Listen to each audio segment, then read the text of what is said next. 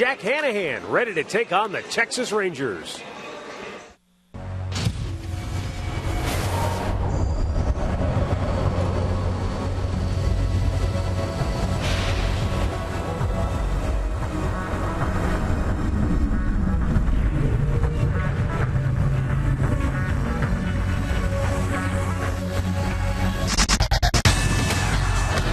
Was a great night for the Tribe as Chenmar Gomez grinded through 7 strong innings, and newcomer Johnny Damon provided some late-inning insurance. Fly ball to deep center. Hamilton racing back. He's out of room. It's off the wall. Scoring is Kochman. Here comes Hanahan. Into third with a 2-out, 2-run triple is Johnny Damon. Now the first-place Indians look to make it 2 in a row over Texas as Derek Lowe tries to go 4-0 at home next on Short Time, Ohio. It's a cool, windy evening in downtown Cleveland, Ohio, where the Indians continue their 3-game weekend series against the Western Division leading Texas Rangers. Hi again, everyone. Matt Underwood alongside Rick Manning. The Indians stay hot. They've won 3 straight. The Texas Rangers, meanwhile, stubbed their toe a little bit. They've lost 3 in a row, and the Indians, they got a lot of help from a lot of different people last night, Rick. But the one guy we want to focus on here this evening, Jason Kipnis. You look at him, he's an all-around player. And to me, what that means is he's got a lot of different ways he can beat you or help his club win. Well, and after Manny put him in the number 2 hole of the lineup, he's hitting very well. He can steal bases. He has 6 on the year, which leads the team. And he's been playing much better defense. And he's only going to get better over there the more comfortable he feels. Over his last 12 games, he's hitting .444. And you can see third on the team in average, first in ribbies, runs, and steals. So he's done very well about the last few weeks. All right, so Jason Kipnis getting the offense rolling. And tonight, Derek Lowe has his hands full. He'll be going up against this Texas Rangers lineup, hoping to take a page from Chenmar Gomez, who's both pitched so well last night. Well, and Derek Lowe has pitched very well in this ballpark, 3-0. All 4 of his wins, Matt, have come after Indians' losses. But today he's going to try and continue the streak going. I like Derek's chances. He's had a very good breaking ball. He's had a good off-speed pitch, and we know he has a good sinker. But he's going to be matched up against a tough left-hander in Derek Holland this year. 2-0 against the Indians in his career. He shut him out last year in this ballpark. Our Nissan Road Ahead pitching matchup. Get to a Nissan dealer for great deals on innovation you can count on. A win tonight for Derek Lowe would give him his 100th career home win, and we'll see if he can accomplish that here this evening. We're back with the play-by-play coming up next.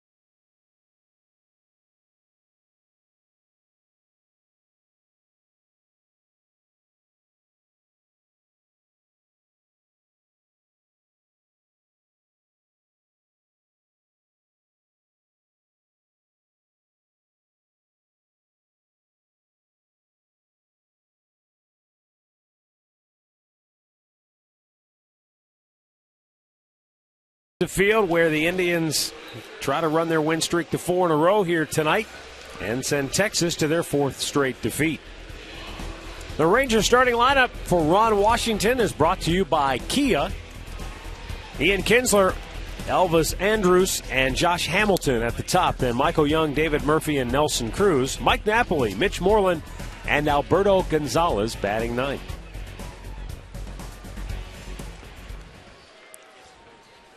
Well, as always, Derek Lowe ready to go.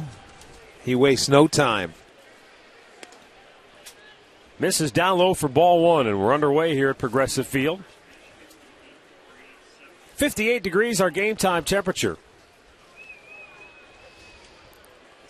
Had pretty good wind all day here in northeastern Ohio, and here at game time it's blowing straight in from center field.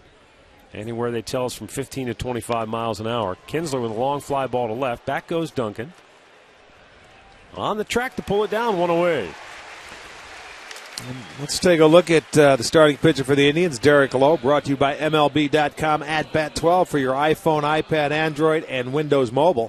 Follow the Indians everywhere. Lowe 4-1 on the year, a fine 2.27 ERA.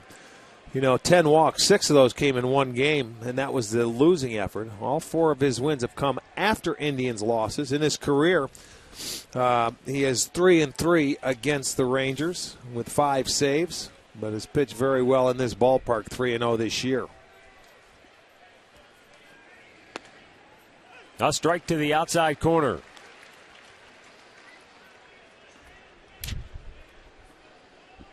Elvis Andrus has hit in every game he's played against the Cleveland Indians. And this is our stat of the game. And it's brought to you by your Northern Ohio GMC dealers. That is. That's getting in some very rare territory, isn't it? He's only played 24 games, so make it 25. How about that? He just keeps on hitting against the Indians right up the middle for Andrus. And a one-out base runner for Texas. Well, and that's what makes him such a good hitter. He uses the whole field. He doesn't try to pull a ball. He'll go down the line. He'll hit behind the runner, and there's just a line drive right smack up the middle.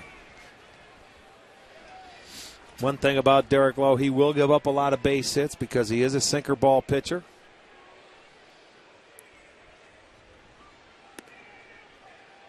Ball one to Josh Hamilton, 1 for 4 last night. Batting .389 to start the year with 9 homers, 25 runs batted in.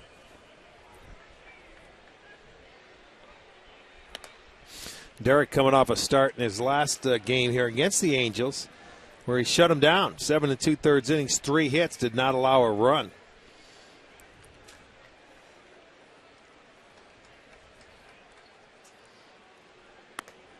And he's scuffling here at the outset, 3-0. To Josh Hamilton. He's, like a lot of starters, he's trying to find it here in the early going. And he knows that this is a very talented group that he's up against tonight. He said, just watching video of this lineup, he said, normally you get a team where you can concentrate on maybe the middle of the lineup where there are 2 or 3 guys that you've really got to be careful of and work around. He said this lineup really, 1 through 8. It's deep. They're missing, obviously, Beltre. Adrian Beltre. Yes. But he said when he's in there, boy, he said there's no soft spot. There's no underbelly. Well, it's funny you say that because with Adrian Beltre, it's like they are 1-5 when he does not start. So that goes to show you he's a very important clog, even though they have a great offense. They're 1-5 when he doesn't play. 2 on, 1 out. Michael Young goes after the first pitch after he just walked Hamilton on 4 straight. Interesting, isn't it? Yeah. Well, you figure, Young, he's been around long enough, and I'm sure these guys have a little history going back. He figures he's got to get ahead of me. Young 2 for 4 last night, both doubles. 1 down the left field line, 1 down the right field line.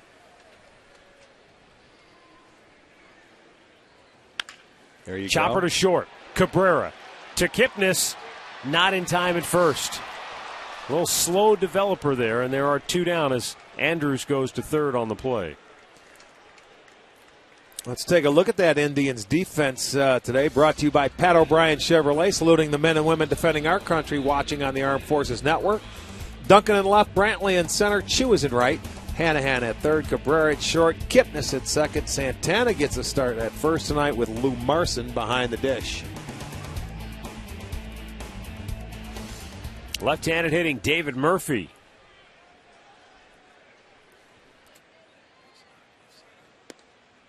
And Derek Lowe delivers. It's low, ball 1. Murphy 2 for 4 last night with a double.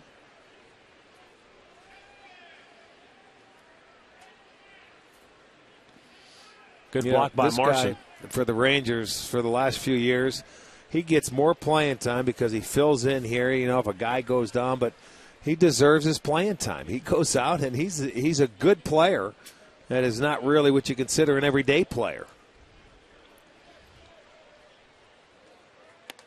But he finds his way, and he gets his at-bats against left-handers as well. He's always had pretty good success against the Indians. 3-0 count here.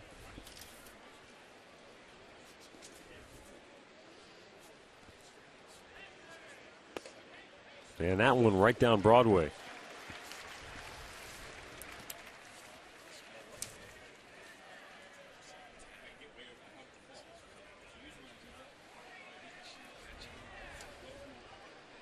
Now the 3-1, and that's ball 4. Now Derek Lowe came into tonight's game with 10 walks on the year, but 6 of those came in one start. The only loss he has suffered this year in a game in Seattle. Well, you remember that. It was home runs, 2 home runs in the first inning. And then it was a 6 walks. So that sinker was all over the place. He appears to be searching for it here at the outset. Bases loaded, 2 down. Nelson Cruz, the batter.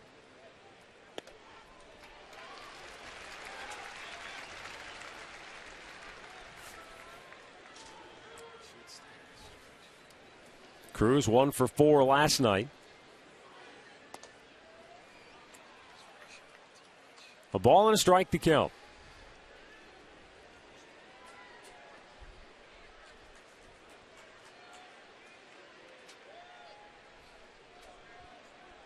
'20th pitch of this first inning right here for Lowe. Swung on and missed. That was a good sink.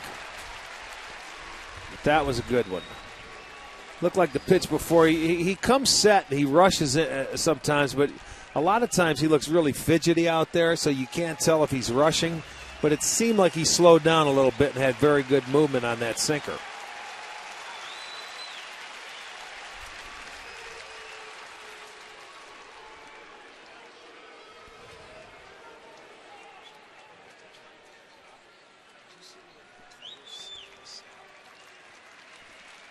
Bases loaded here in the top of the first. 2 down. The 1-2 pitch a little bit low and away to even the count.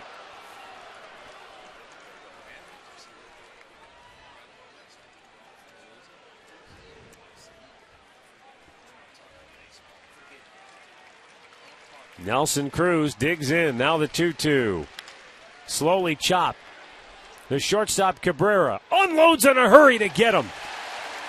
And Derek Lowe escapes trouble here in the first. Texas leaves them loaded. The Indians coming to bat.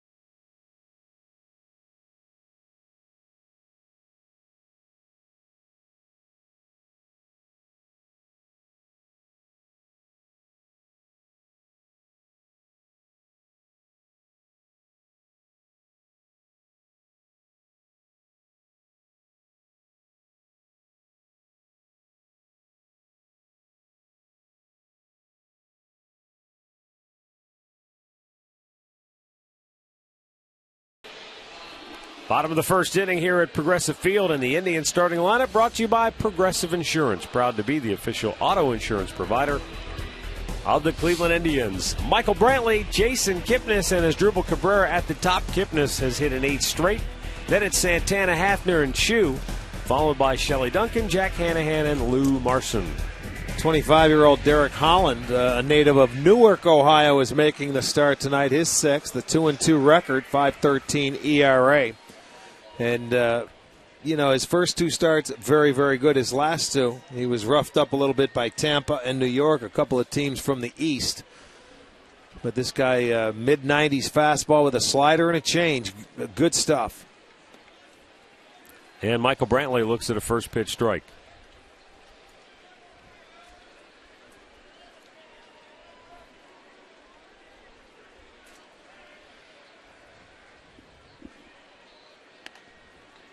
Wide of the mark.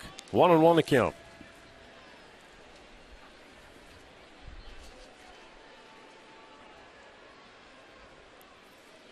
After graduating from Newark High School in 2005, Derek Holland went to Wallace State Community College in Alabama. And the next year, Texas made him a 25th round pick. Well, they had an off day, Texas did, here Thursday when we were in Chicago playing. And Derek Holland went back to his high school and was like an honorary coach for that ball game. Mm-hmm. Talked to the starting pitcher.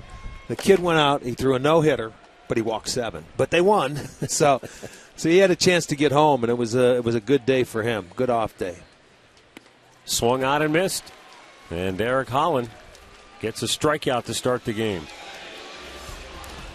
Let's take a look at the Rangers' Home Depot defense tonight. Murphy, Hamilton, Cruz in the outfield. Gonzalez, Andrus, Kinsler, and Young on the infield with Napoli behind the plate. More savings, more doing. That's the power of Home Depot.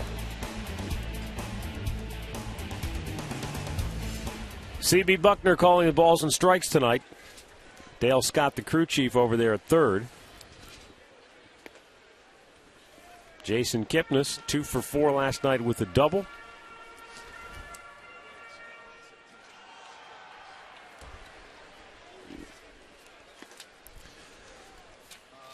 One ball, 1 strike.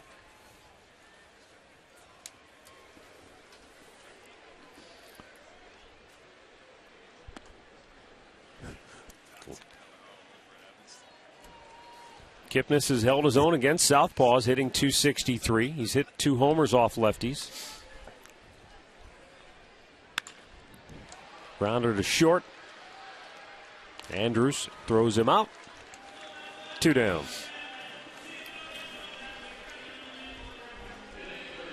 It's going to bring up Asdrubal Cabrera.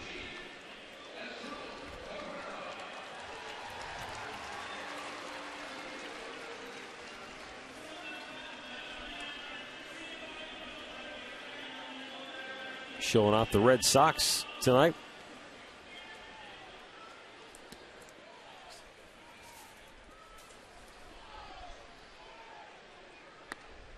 Pitch down low from Derek Holland.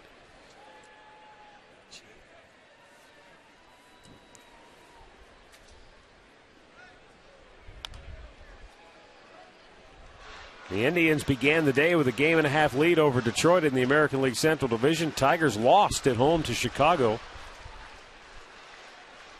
So as the game begins, the Indians up 2 games on the Tigers.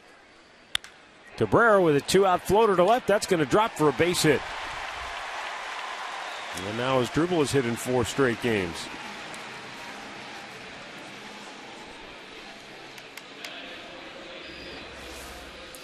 This one a little off the end of the bat. It was a good pitch, but Cabrera's a good low ball hitter.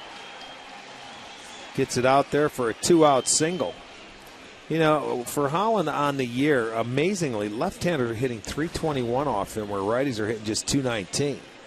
And the way this guy throws, that's a little surprising. You wouldn't expect to see that. Last year, left-handers, they had .235 last year.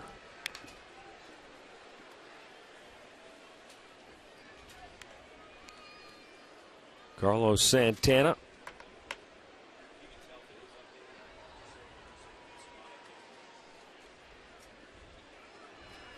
Two for 4 in last night's ball game. As Rick told you, getting the start at first base tonight.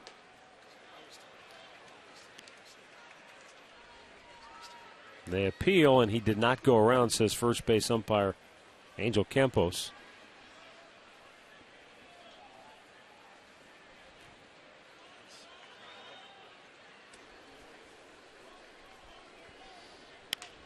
Slow chopper by the mound.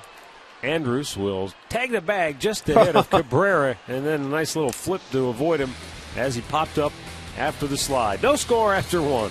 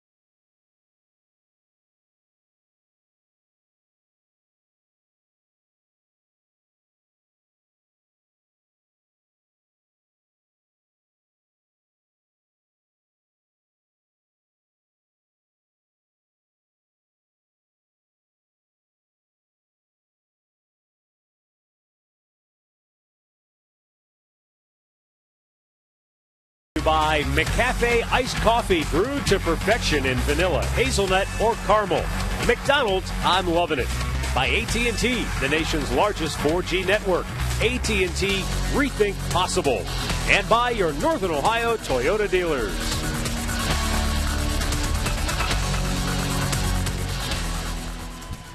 No score, second inning. Bottom third of the Rangers order due up here. Mike Napoli, Mitch Moreland, and Alberto Gonzalez. Derek Lowe's pitch down low, ball one. Napoli 0 for 3 in last night's ball game. Out of play down the right side. Really have to tip your cap to the Indians pitchers, not just Jemar Gomez, but the bullpen too. The job they did, because in their first 25 games, the Rangers averaging more than 5 a game score, hitting .288 with runners on base, .306 with runners in scoring position. Last night they scored just 3 runs, so more than 2 fewer than their season average. They were 2 for 16 with a runner on base, and 2 for 8 with runners in scoring position. So all in all, those pitchers all did a great job. Well, and Gomez, I'll tell you, first time going through that lineup, he makes you grind out an at-bat. Derek Lowe deflected that to Cabrera. He still got off the throw, but not in time to get Napoli. I think if Lowe lets that go through, it's an easy play for one of those infielders. Well, it is, but that's the reactionary move you make as a pitcher. You try and catch that ball. He's a big guy. He's about 6'5", and, you know, it goes off his glove. It could have very easily went in, and it deadens it enough to where Cabrera couldn't make the play and the throw, so it'll go as an infield single. Going to bring up Mitch Moreland.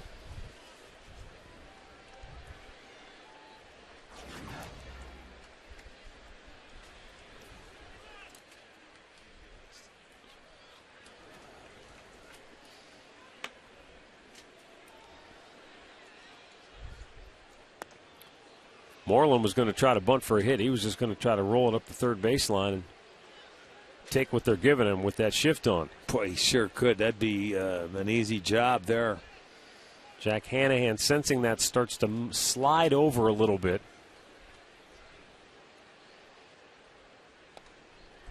And now Moreland looked at a pitch that thought was a strike but called a ball. And it's 2-0. Well, he's fallen behind a few too many hitters. That's his fourth 2-0 count. And that's not the way he likes to pitch, or nobody likes to pitch. He got Moreland a little aggressive. Pulled the string on him. It's 2-1.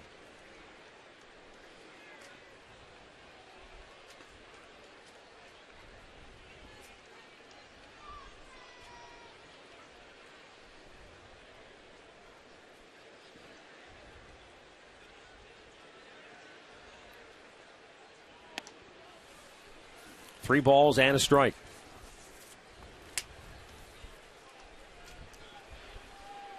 Alberto Gonzalez, the number 9 hitter, waiting on deck. It looks like Lowe's just out there searching for that release point. Slowly chopped to first. Santana has it. Looked to That's second, smart. but he'll take the easy out at first. That's smart. Just go ahead and make the easy play. He hasn't been out there a whole lot this year, so don't try and make the great play, and it would have been a tough throw down at second base. Our league leaders brought to you by your Cleveland, Akron area Lexus dealers. At home this year, Derek Lowe has been dynamite. Only 2 better who have yet to give up an earned run at home. A couple of left-handers, that Tommy Malone out in Oakland and Dwayne Belo in Detroit. Runner at second with 1 out for Gonzalez. And Lowe finds the strike zone to get ahead this time.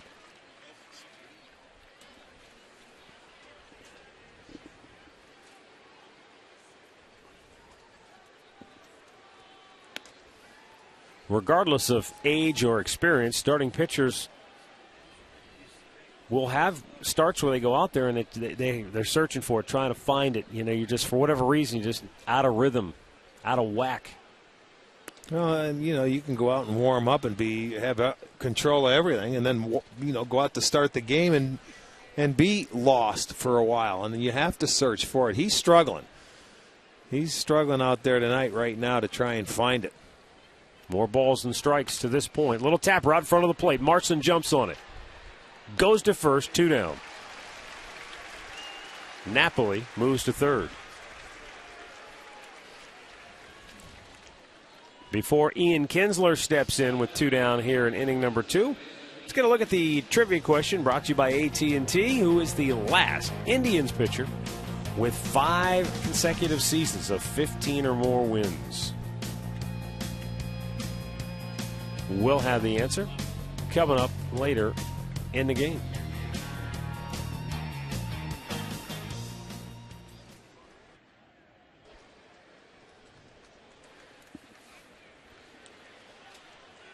Ian Kinsler takes a first pitch strike.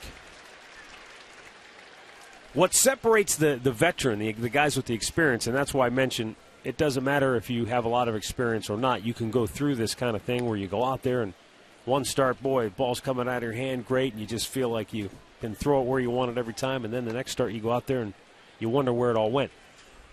Where the experience of Derek Lowe helps him in this situation as opposed to a young guy is he's gone through this enough times that he might be able to bob and weave his way through it and, work on damage control, knowing that he's going to have base runners. Sometimes the young and inexperienced guys takes them a while to figure out how to do that. Well, that's going to be a killer right there. Forget about it. A little infield hit with 2 outs gets the Rangers the first run. Well, there they go. They score a run, and they haven't gotten a ball out of the infield. That's what they can do to you, and that's how Napoli got on. And here you go. You top the ball, you hit it in the ground, you make a good pitch, and you're not going to get them. It's like a swinging bunt. But Texas will take a 1-0 lead. Kinsler, his 17th RBI.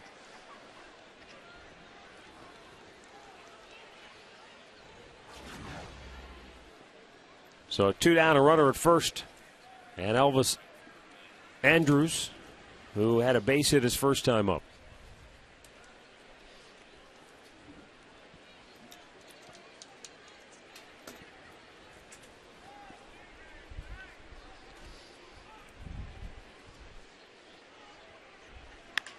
Chopped over the mound. Cabrera steps on the bag with the ball in his glove to force Kinsler and end the inning. But the Rangers grab the early 1-0 lead.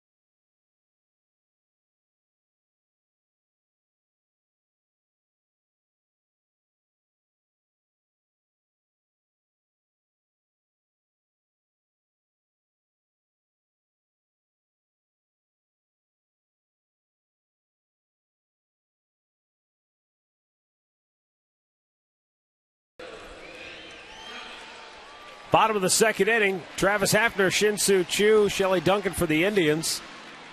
Boy, she's got the pink sweatshirt, the pink cotton candy. That is some serious color coordination right there. Well, that cotton candy is going to go down in a hurry. It's good dinner right there. No sugar in that.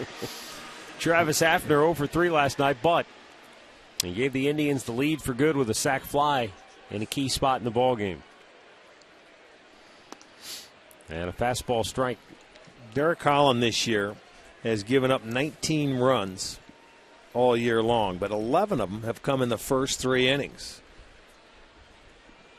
And that's maybe before you get a chance to settle in. He had a breeze in the first inning, gave up the 2-out base hit to Cabrera.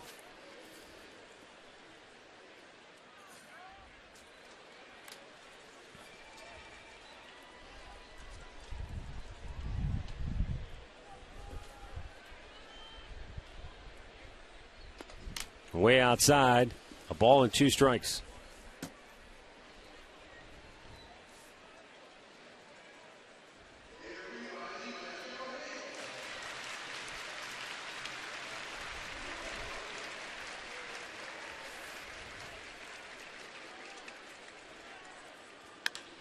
Hafner with a fly ball to center.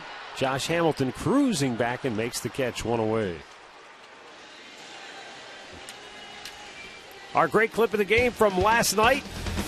Shin-Soo Choo with his first home run of the year, sending it to deep center. And then late in the ball game, makes the catch up against the wall to end it. Great clips. It's going to be great.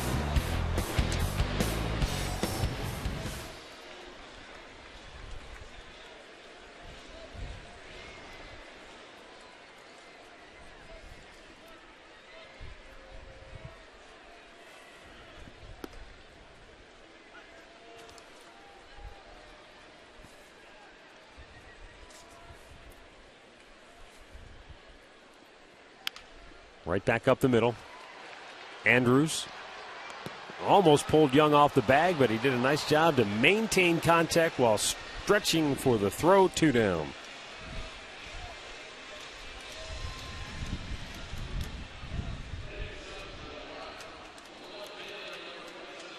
Going to bring up Shelley Duncan. Indians down 1-0 here in the second.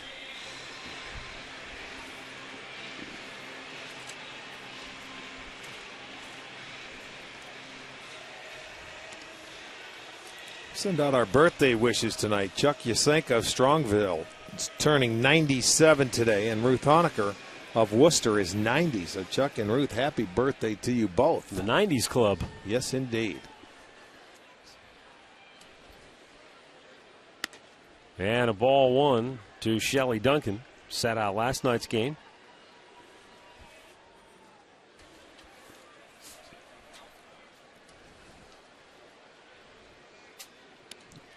And it's 2-0.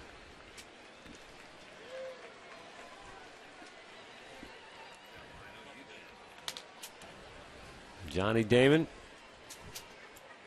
Big 2-out, 2-run triple last night. There's a high pop on the infield. Kinsler, the second baseman, makes the catch, and Derek Holland cruises through the second on 9 pitches.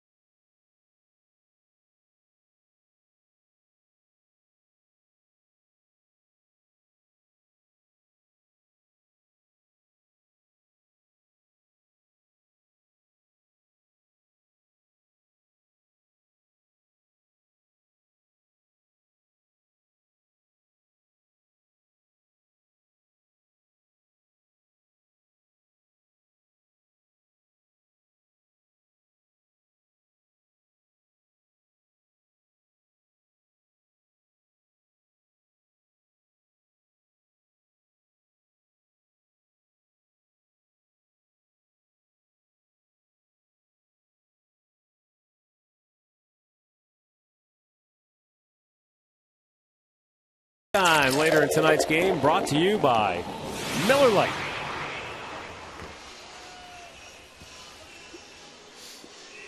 A little chilly down here at the ball yard tonight, especially when you consider last night it was just perfect. You know, it is maybe a little, the wind is what makes it a little chilly, but still, sunny day here. We take it. Supposed to be back in the low 70s tomorrow. Hope to see you down here for the series finale at 1 o'clock. If you can't make it, we'll have it on Channel 3 tomorrow afternoon. Kids Fun Day. Oh, yeah, that's going to open up tomorrow. Big grand opening of the new clubhouse.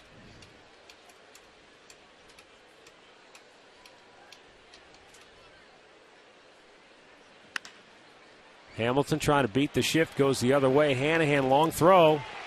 Whoa, close play, and he got him.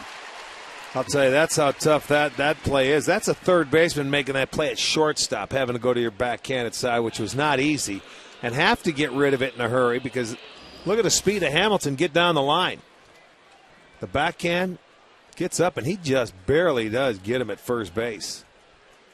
The first base coach, Gary Pettis, was given the safe sign. It was bang, bang. But he doesn't count. He doesn't get a vote. That. No, he'd be calling safe all night long.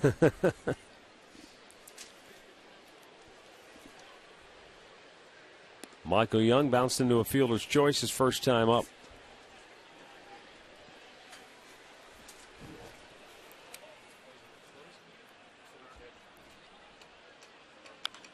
That's tap foul. And a 2-ball, 1-strike count.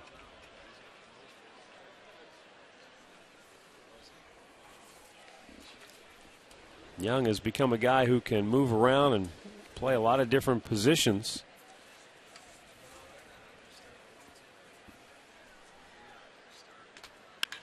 Hard hit ground ball to short, but right at Cabrera, who throws him out, 2 down.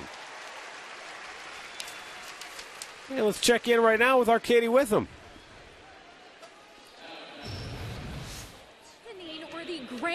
opening of the brand new Kids Clubhouse is happening tomorrow. We're getting a little preview of it today. It's so cool. We've got speed pitch, batting cages. Right now, we've got Abigail here who has spent some time in the speed pitch. How do you like it up here? I love it. It's a good time all around. If you want to bring your family in, tomorrow is the grand opening. Log on to Indians.com and get your tickets, guys. All right, thanks, Katie. I know those kids are chomping at the bit. How do you like it? I love it. Plain and simple. I don't have to watch the game. I can sit out here and play.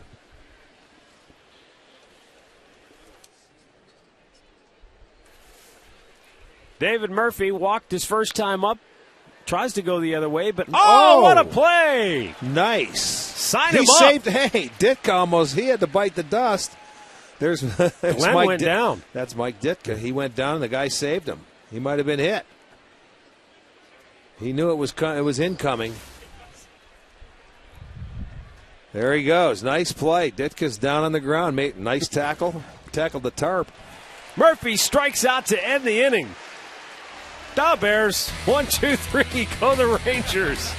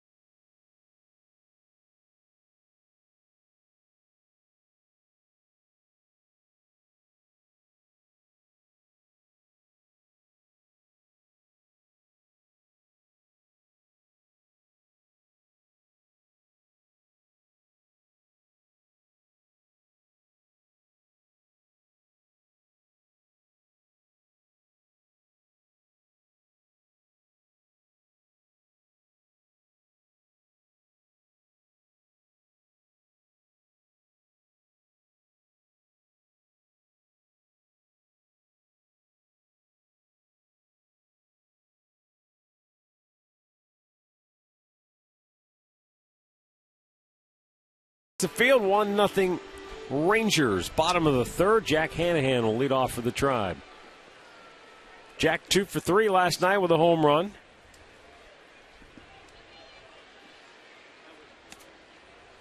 He has 16 runs batted in now on the year, one behind Jason Kipnis for the team lead.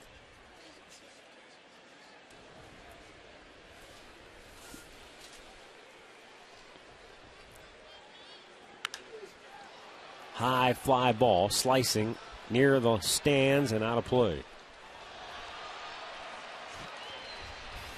Last night, Jack Hanahan drilled one deep down the right field line. And initially it was ruled a triple, but they went back and looked on the replay, and yeah, it definitely hit above the yellow line, a home run for Hanahan. I didn't realize there was glass that was up there above that yellow line out there on the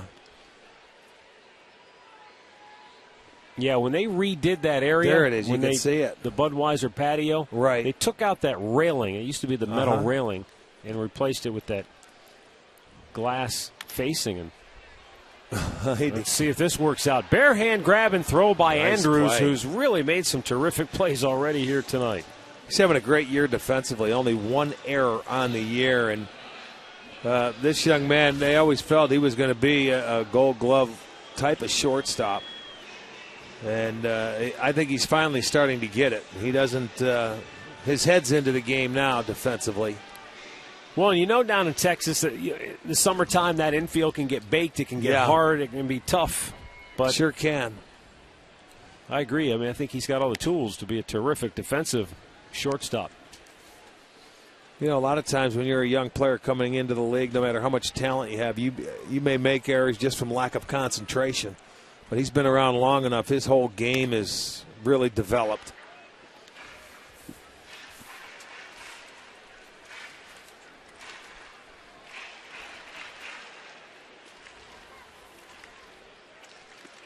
Just the 13th at bat this year for Lou Marson. He is 1 for 12 to start the year.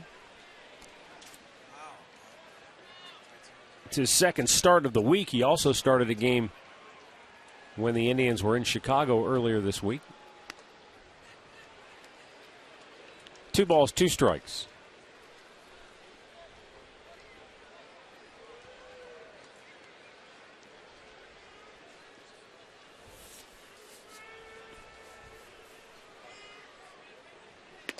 And Lou took a called third. Second strikeout for Holland. 2 down here in the inning.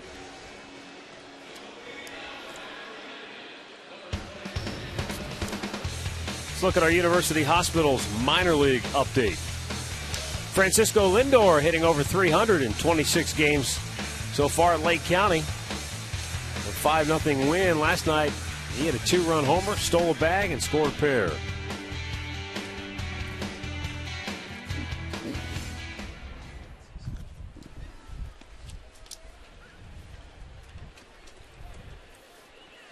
Michael Brantley, a strikeout victim, his first time up.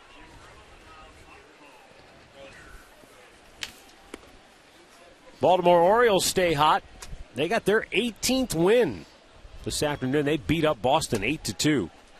Orioles have won 9 of their last 11, 4 straight. Brantley with a fair ball down the line, just inside the bag. He's off and running to second base, and he'll go in standing with a 2-out double. Now Michael Brantley's 7th 2-bagger on the year. And both Indians' hits tonight have come with 2 outs. For Brantley, his 7th double on the year. This one right over the bag at first base. See a breaking ball that he doesn't quite get away. He left that ball in about the middle of the plate. Michael speeds his bat up. Young at first base, can't get there. So an opportunity now with 2 outs for the Indians to get a base hit and tie the score. And Jason Kipnis, a ground out his first time up, will be the batter.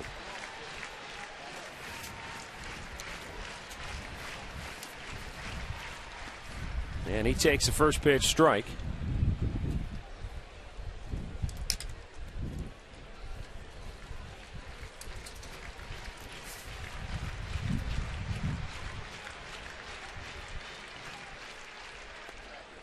That breaking ball missing. About the Washington Nationals, they won again. They beat Philly 7-1. They are 18-9 to lead the NL East. It's a great story. Their starting pitching has been spectacular. They are 12-3 at home. So the folks in D.C. loving the new team.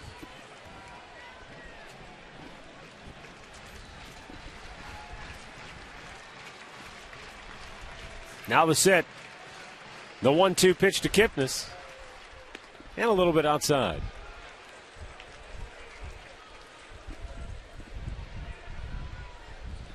Tampa Bay just underway down in St. Pete.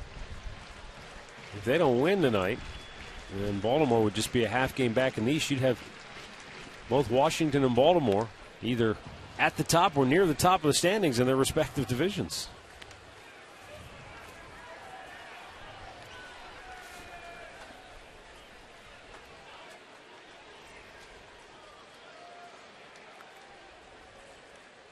Two balls and 2 strikes with 2 down here in the third. Michael Brantley in scoring position. If Jason Kipnis can bring him home here with a clutch hit.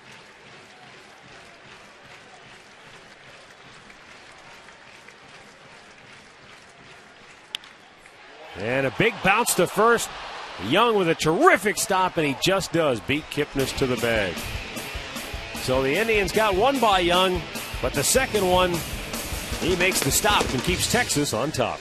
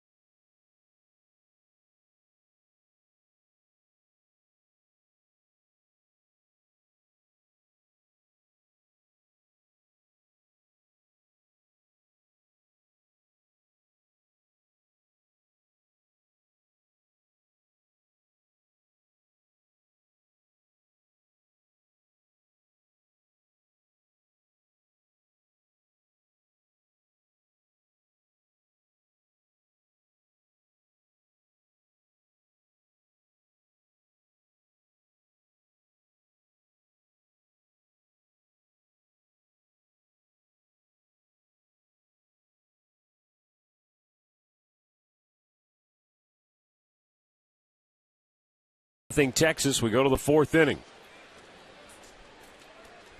Derek Lowe delivers. It's ball 1. That's his 50th pitch so far tonight. He was struggling at the outset, but he might have finally settled into a little bit of a groove. He has 7 ground ball outs now. Set him down 1-2-3 in the 3rd inning. Got his first strikeout.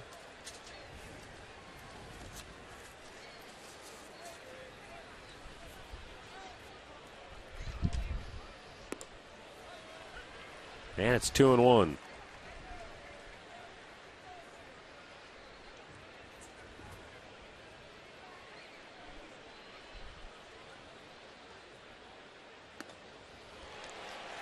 He did the same thing the first time he faced Cruz in a good hitter's count. He was able to get him out in front. Well, this is a guy that hasn't been swinging it very well. And it's a good thing because, as you mentioned last night, he can be a very streaky hitter. But when he gets on a roll, he's tough to stop. Takes it right back up the middle for a leadoff single. Well, they've had their leadoff man aboard now 2 out of the 4 innings. This one's upstairs. That's a mistake. He wants that sinker down around the knees or below. That one stayed belt high, and easy for him to take it right back up the middle. 4 hits now for the Rangers. All singles. A couple of infield singles at that.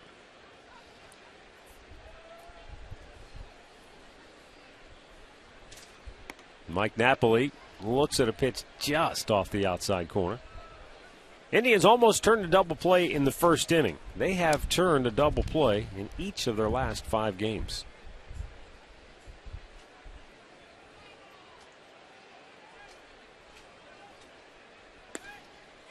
No, that includes, is it a strike him out, throw him out, double plays included in that? Yes. Okay, I got you. Well, for Derek Lowe now, that's 7 2-0 counts so far. And Napoli swinging from his heels, came up empty. It's 2-1. Well, you're going to see swings like that from this team if you keep falling behind, because they're going to sit and look for that one pitch they can try and leave the yard with. They can do some damage. They can. They're second in the league in home runs with 37. High pop foul, back out of play.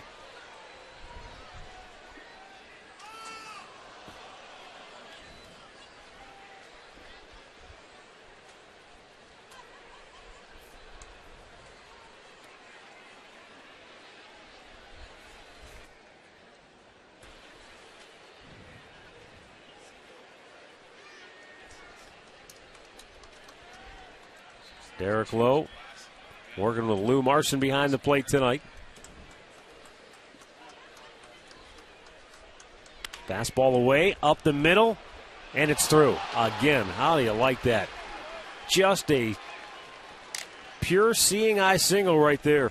Well, there's nothing you can do about it. When you're a sinker ball pitcher, I know it's tough to accept. I mean, you think you make a decent pitch, and the guy hits the ball on the ground. You're looking for that double play. But, boy, 3 of their hits have been right back up the middle past Derek Lowe. One went off his glove. This one just under the glove of Kipnis. So he's making pitches. It's just that the ground balls are finding holes. It's tough to accept. He needs one of those ground balls at one of his players to get a double play.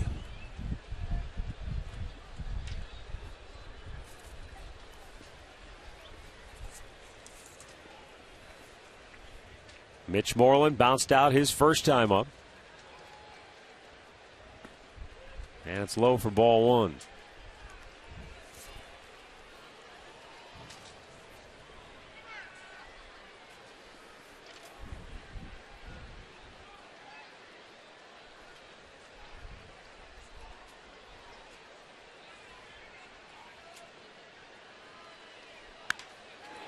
Deep right field, down the line, and off the top of the wall. Coming home is Nelson Cruz. Napoli stops at third. It's an RBI double for Mitch Moreland. So 2 ground ball singles, and Mitch Moreland just missed hitting a 3-run homer. But the RBI double has Texas in front 2-0 with nobody out here in the 4th inning. Well, about the same spot that Hanahan hit it last night, except this one hit the padding. Another high sinker. It's flat. 84. And you can see when it's elevated, it just flattens out and makes it nice for those hitters. And he just misses a home run there. So now the run will score. They'll have runners at second and third and still nobody out.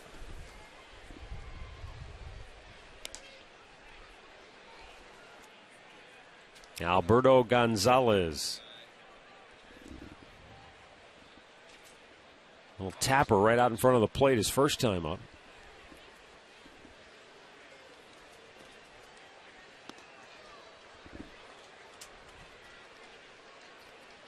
And once again, Lowe falls behind 2-0. That's been a familiar theme tonight. He takes a walk behind the mound. And this is one of those starts where even though he's given up some base hits, you see he's fighting himself out there, just trying to search and find it and make an adjustment. And, you know, here comes Scott Radinsky just to slow him down a little bit. He can tell he's frustrated. And this is I haven't seen him except this start in Seattle. Remember when he was all over the place and really struggled, and he realized it. Look at him. He's just shaking his head. He's trying everything. I think he's also frustrated because that ground ball that got through the second one, I think he thought he was close enough to making the play on his own. Well, nothing seems to be going his way. And, you know, so, yeah, the frustration kind of mounting. And Scott Radinsky sensed that, so he said, let's go out and just take a breather. Just lighten it up, man. You got to try to keep yourself in it right here. Right, just lighten it up. Here's a team, I mean, they've got 2 more runs out there. It's minimizing damage time. They already have 1 in. They have 6 hits. But he's had 8 2-0 counts. He's walked 2 guys when they've had 2-0 counts, and he's given up a couple of hits. Well, you just take a pop up to the infield here. And infield's part way in because Napoli does not run well. He's at third base.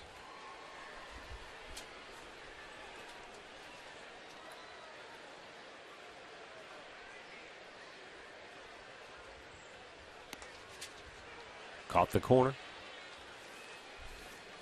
It's 3-1 with Ian Kinsler waiting on deck.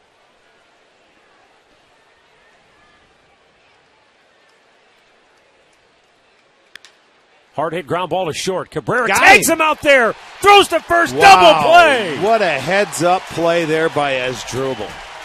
I mean, that was beautiful. That's not knowing. That's Moreland not knowing where the shortstop was behind him. Yep. Not knowing the depth of him. This is going to be our McDonald's. I'm loving it. And how can't you love this play? He charges the ball, tags Moreland, throws to first. The run doesn't score. They get the double play. And you talk about minimizing the damage. Your shortstop just did a great job right there. Now a chance to get out of it. That was really a big play. That's a huge pick-me-up for Derek Lowe. And now Ian Kinsler looks at the ball down low. Kinsler 1 for 2. He had the swinging bunt with 2 outs in the second inning that worked for an RBI that gave Texas a 1-0 lead. That's out of play. You know, there's little things that can give you a spark or you know, give you a little pick-me-up. That right there could be a very good pick-me-up for the Tribe. And just a good feeling about this inning if he can get this out here and shut it down.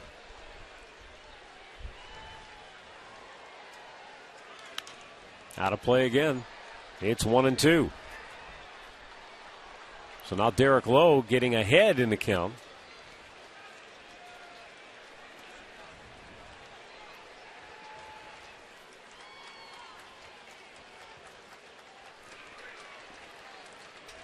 This will be his 70th pitch of the night right here. A little bit wide of the mark. 2-2.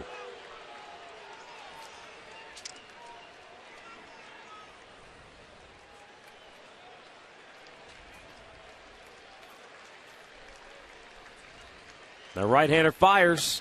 That's outside and now full count. The right-handed hitting Elvis. Andrews waiting on deck.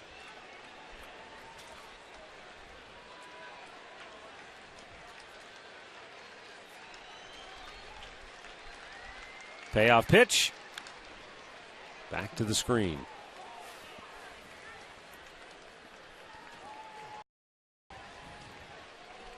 Derek wants a different baseball.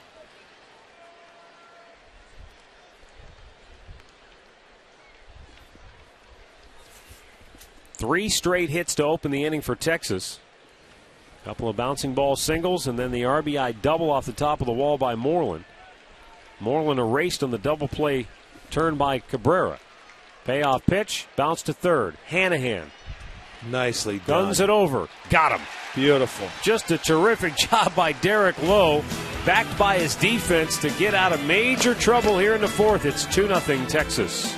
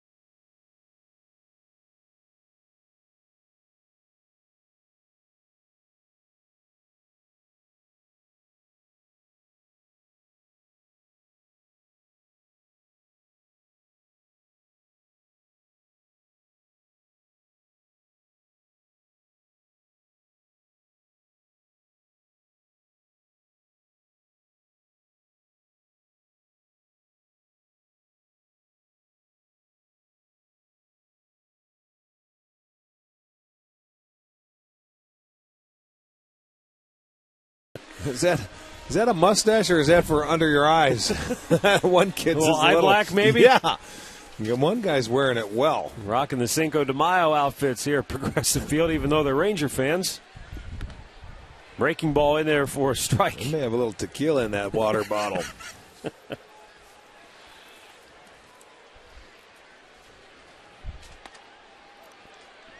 Well, we'll see if the Indians can answer now, because I think that was a really big part of the inning, to just close them off and hold them to one run. Cabrera with a bouncer right at Michael Young. He'll go himself one away. Let's go back to the Hyundai Studios right now for an in-game update with Al Pawlowski. All right, Matt, Rick, turnabout fair play today for the White Sox after the Tigers' Johnny Peralta wanted in the ninth last night. Today, Adam Dunn with a monster blast in the ninth inning. Changes a 2-1 Detroit lead to a 3-2 White Sox victory. Valverde blows his second save of the year. Matt? Wow, how do you like that? Well, he's having a different kind of year this year than he did last, that's for sure. Well, it's just the last night, Peralta turns defeat into victory with a home run, and Adam Dunn does the same thing. Right back at you. Yeah, how about that? The really interesting news out of Chicago is the fact that the White Sox have now announced that Chris Sale, the very talented young left-handed starter we just saw, beaten the Indians twice. They are moving him to the bullpen. They're going to make him their closer. And the reason for that, I think there are a couple of reasons as Santana strikes out. One is the fact that they're having trouble with the back end of their bullpen. And two, Sale has some elbow problems. It's tender to the touch. He says it doesn't hurt when he throws, but it hurts when he rubs his elbow. So there's something wrong there, obviously. And with all the medical people that you have in baseball now, and Robin Ventura said they've been meeting about this for a while, they've determined that the best thing for the kid is to move him to the bullpen so they can protect his innings. And remember, we just talked about this very thing when we were in Chicago about the durability of a kid who, you know, he's what, 6'5" and maybe 150 pounds. Yeah, he's not very heavy, that's for sure. But I don't think he's very happy with the decision. No, it didn't He wants sound to like stay in the rotation. So, you know, what's better for the team, obviously they feel they traded Santos away. He went over to Toronto in the offseason, so they didn't really have a closer. And that was their problem last year. So, and that's funny. They come in Monday for a doubleheader. They got a 4-game series and 3 games here. So, I guess we'll find out all the dirt and the scoop when they get here. 1 ball, 1 strike to count for Hafner with 2 down in the bottom of the 4th. And Travis tied up. 1-2.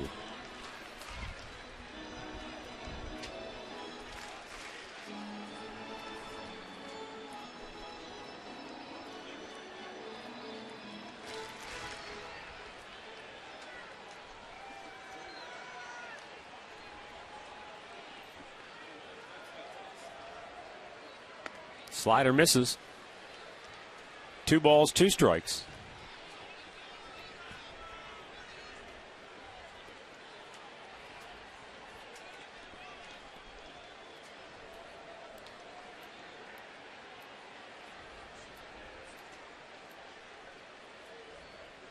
And that's wide, full count.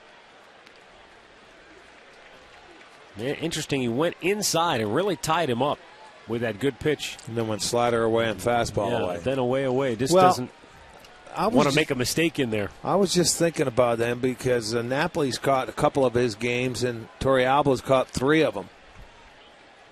But Went they back feel inside. Napoli, you know, I think does a better job. That's his first walk of the day. And from what I see, it looks like Torrealba a lot of times will go more with his changeup. You know, he's got a fastball, slider, changeup mix. And I think Napoli will stay more with the slider as opposed to that changeup. So after getting beat up in his last 2 starts, Napoli back behind the plate. And he's been really good tonight. Just 2 hits given up. Shin-Soo Choo grounded out his first time up.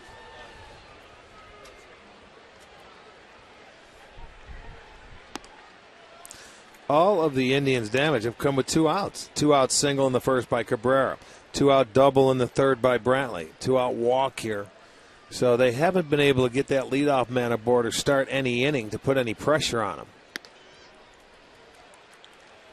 They've been a 2-out run scoring machine. Well, here comes Ron Washington, the skipper. Is going to jog out to the mound and deliver a quick message to Derek Holland. Yeah, he's going to say, what are you doing? I mean, you get into 2 outs. Don't start getting too fine. Go at him here and be aggressive.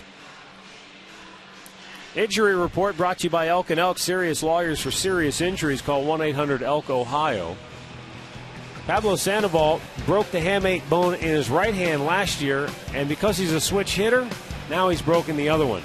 Normally, well, after this year, he should be fine then.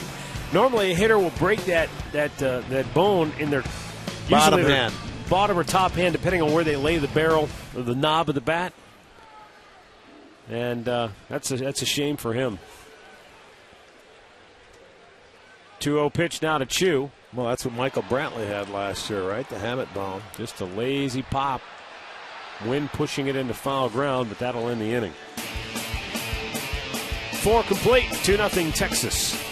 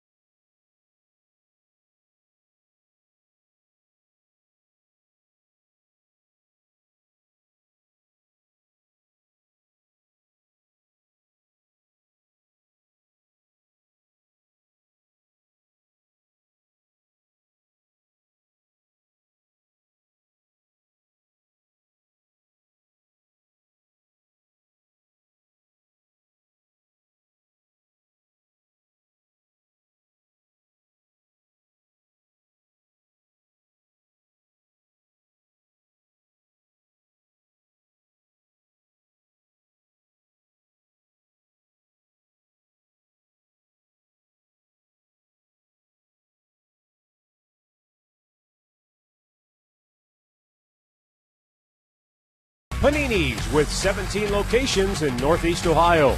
And by Levin's, home of the Sealy Posturepedic mattress made right here in Northeast Ohio.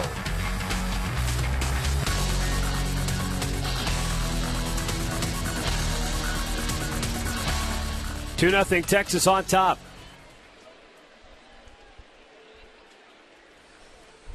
The 2, 3, and 4 hitters for the Rangers here. Elvis Andrus, Josh Hamilton, and Michael Young. Andrus, a base hit his first time up, bounced into an inning-ending fielder's choice in the second.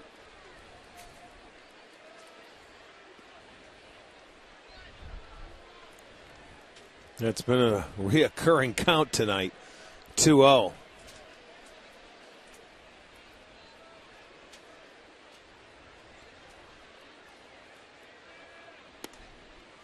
At the knees, a called strike.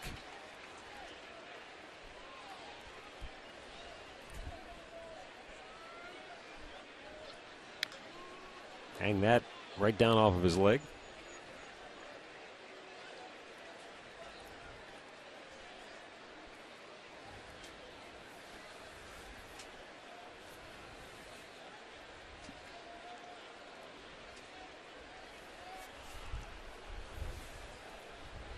Now the 2-2.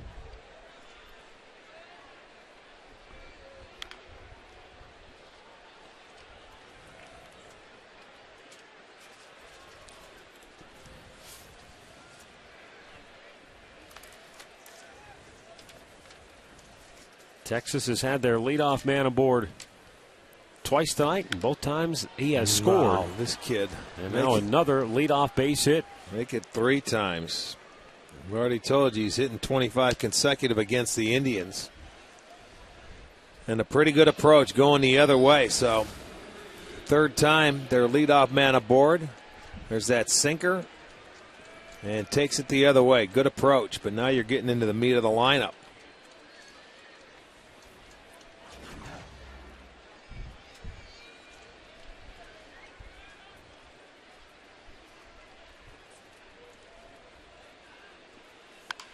Hamilton, a liner, base hit left field. And the Rangers with back-to-back singles for the second inning in a row. Off Derek Lowe, and they're set up here in the 5th for Michael Young. We told you last night he loves to swing at that first pitch, and when he does, he's hitting .444 this year. He is now 9 for 19, so he's hitting a little bit higher when he swings at the first pitch, and he's very aggressive. He didn't try to pull him. He went the other way. You saw Andrus going the other way. So when you're third time through here, they're starting to make that adjustment to Derek Lowe. You know, and most of the base hits have come up the middle earlier. Now they're starting to go the other way and really staying on the baseball.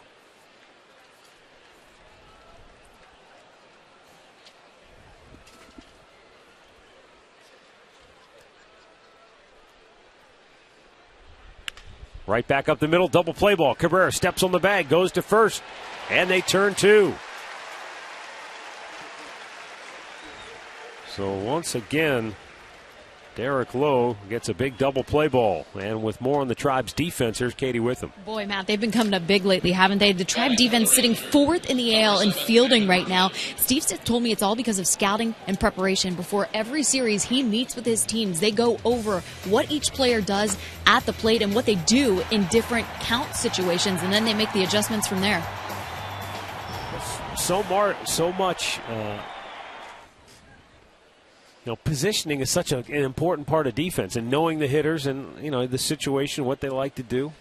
Well, and then it's a matter of executing your pitches to get them to hit it into the strength of your defense. When you can do that, it pays off. It's beautiful. And nowadays, advanced scouting, and every team does it. They have charts, and they get into it, and they study it, and they have shifts, and it really has come a long way. When you look at how you play defense at the major league level, you get a hit now, you earn it.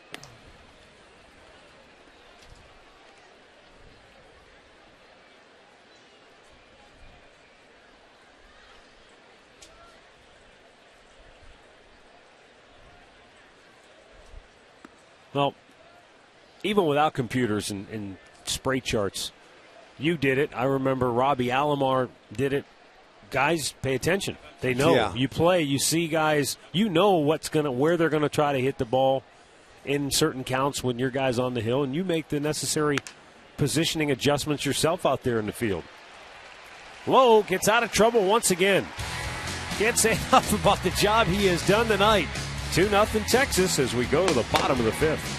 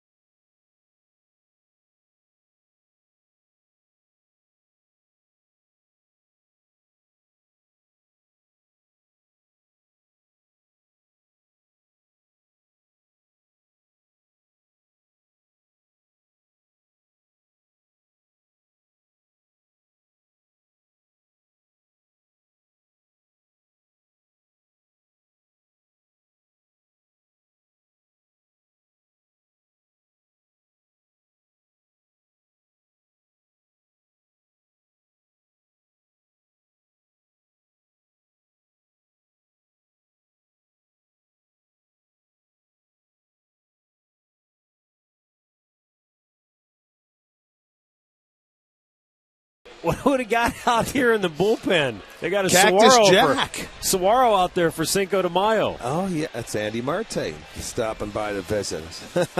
The big Saguaro, man. Wow. That's good stuff right there.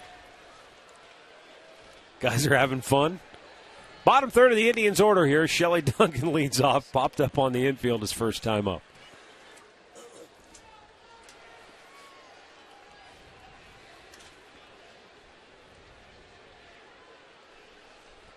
Now the 0-1. Swung on and missed.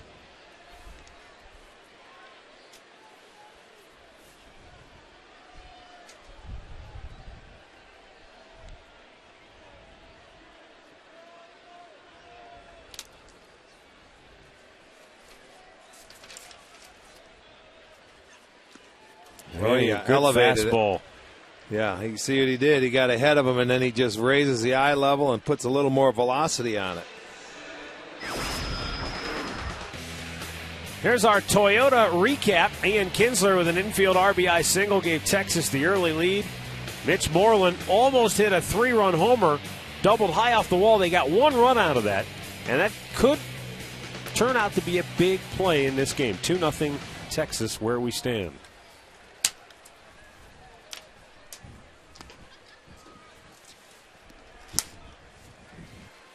Jack Hanahan bounced out his first time up. 4 strikeouts for Derek Holland tonight.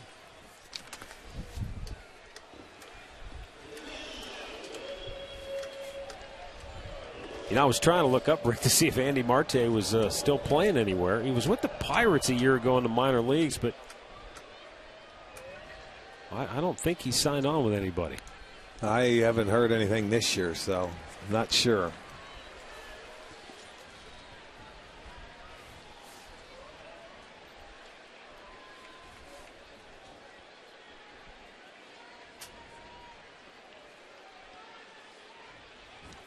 Now the 3-0 pitch. Right down Broadway.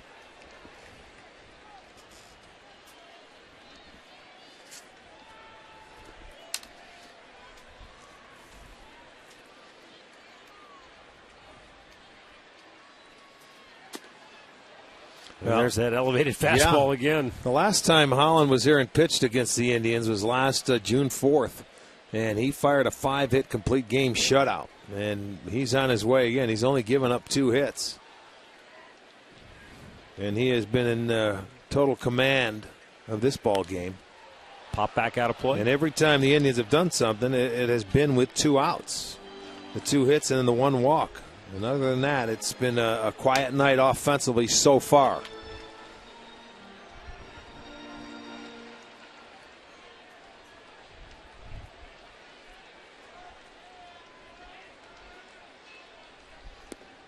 And it's ball 4.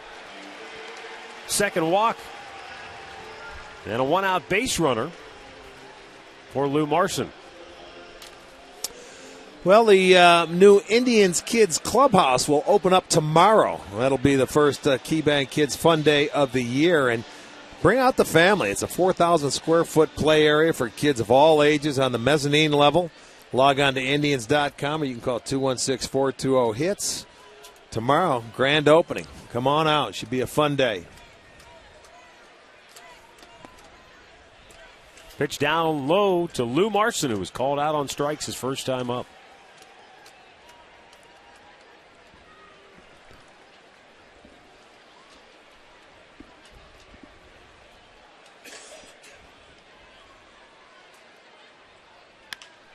Chopper to Andrews. He'll step on the bag, throw to first, and the Rangers turn to double play. 5 in the books. 2-0 Texas.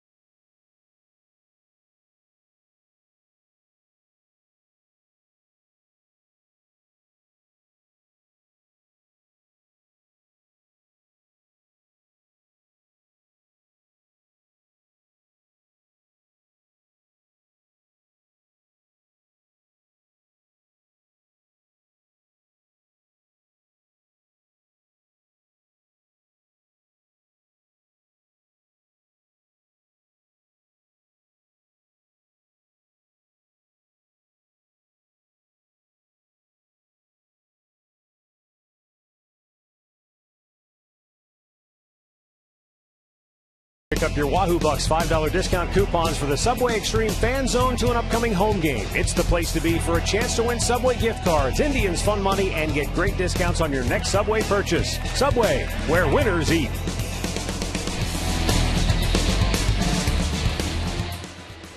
We go to the 6th. And a 2-0 Texas lead. Nelson Cruz, Mike Napoli, Mitch Moreland due for the Rangers. Derek Lowe has had one of those games where he hasn't had a lot to work with at times, but he's made the most of it. He's struggled with his command. At times, he's been behind a lot of hitters, 2-0, but he has never once caved in and allowed the Rangers to really take command of this game when they've had a couple of chances to do so. Hey, he got a couple of big double play balls like he can so often do. He's been able to keep them in the game. And that's what your job is as a starter. Can't ask for much more. Sure, he hasn't been on his A game, but I'll tell you what, he's still only given up 2 runs, and now we're going into the 6th. And they got big Nick Hagedorn up in the Indians bullpen.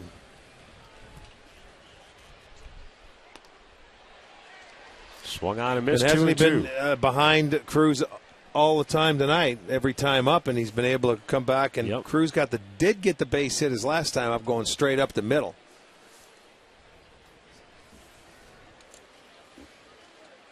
Now the 2-2. Swing and a foul. He just did reach out and get a piece of that to stay alive.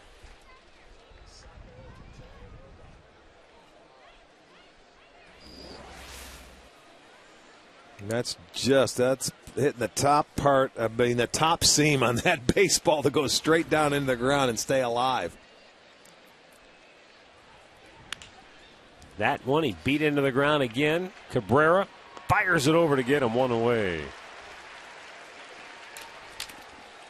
All right, take a look at our AT&T trivia question. First guy that came to mind, I said Charlie Nagy because he was so consistent. But, yeah, he did have 5 straight. Good call. You know who else was consistent? I don't think he pitched here long enough to be in that category, but Dave Burba. He had 3 years, just, I know, with 15 wins. He was whatever it took when he was around. They'd score a lot of runs for him. He'd win 8-7. Yeah, or when they didn't score him runs, he'd win you a 3-2, 2-1 game as well. Here's the 1-0. Too low. 2 balls, no strikes to Mike Napoli. 2 for 2 on the night.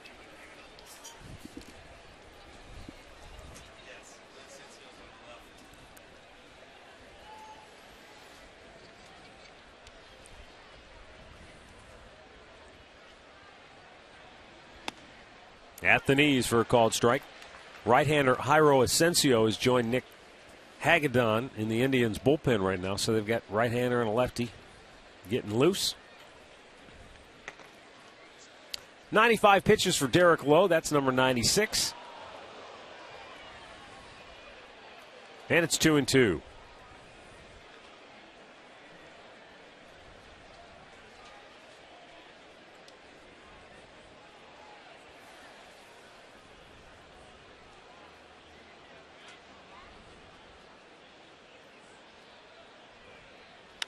Weekly tap to second base. Kipnis.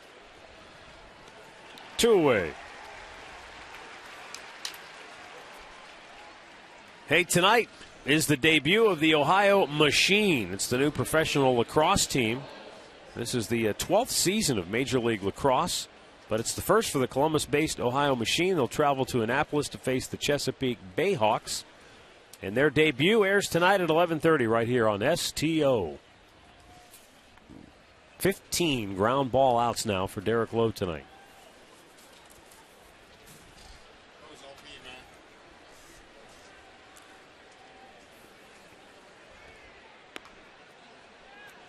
Close, didn't get the call.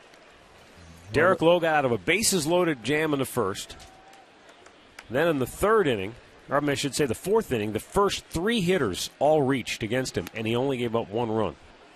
First 2 hitters were aboard to start the 5th. And he got out of that without allowing a run. Yeah, this is the guy that hit the double to drive in that run back in the 4th inning. And then had some problems. It was his problem base running where Asdrubal got the double play ball, tagged him out, threw to first, left that runner at third base, and Lowe then retired Kinsler to keep it a 1-run inning, and that's where it stayed at a 2-0 game. 100 pitches on the night.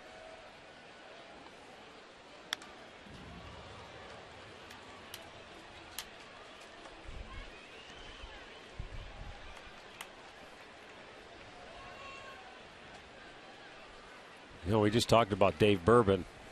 I remember talking to him and also Lenny Barker, who said that there are times as a pitcher where you go out there and it doesn't take you long to realize you don't have anything.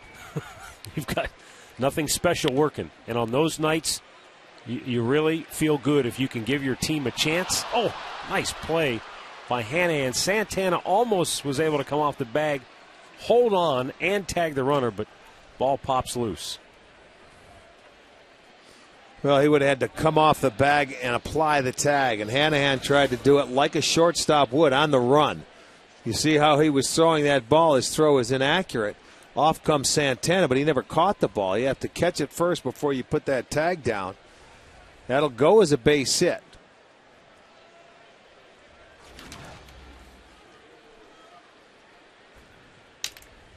And Alberto Gonzalez 0 for 2. But what those guys were saying, you know, is that when you have those games where you don't really have much and you can still go out and compete and find a way to keep your team in the game and give your manager 6-7 innings, those are the games you really feel like you earn your money. Well, that's why you're a starter. Santana makes the play this time to end the inning. And we'll go to the bottom of the 6th. It's still 2-0 Texas.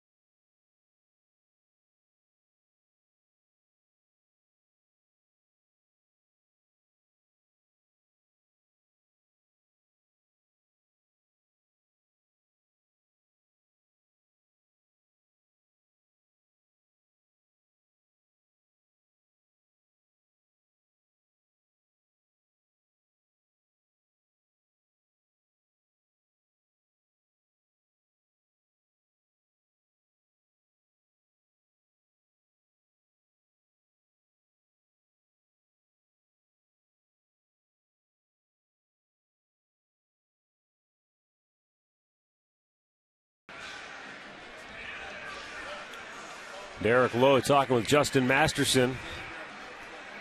T-Lowe has done a heck of a job to keep his team in it. But the guy he's up against has been really good tonight. Yeah, he's been a lot better.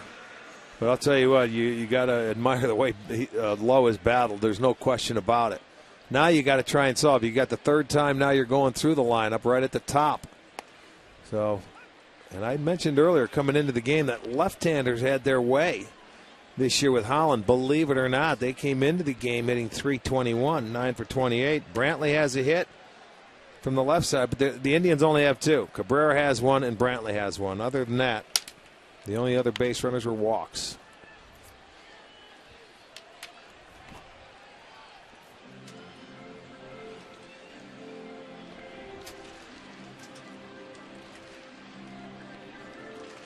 But because of the job that Lowe did tonight, you know, as the old guys used to say, bloop and a blast.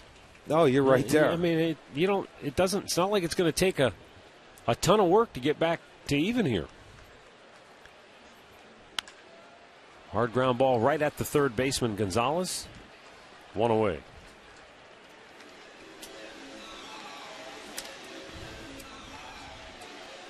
Make it tea time to watch Jimmy Hanlon during the Golf Zone, driven by Menor Kia. He'll take your calls and emails and improve your game.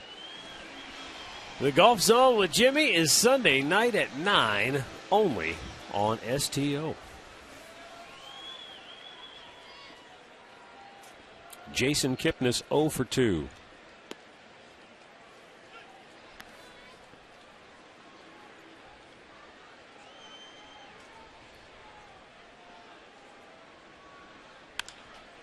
Another play at third by Gonzalez. Boy, he's been taking 2 hits away from him today. Young got him at first base with 2 outs and Brantley on second, and now that takes away a base hit right there.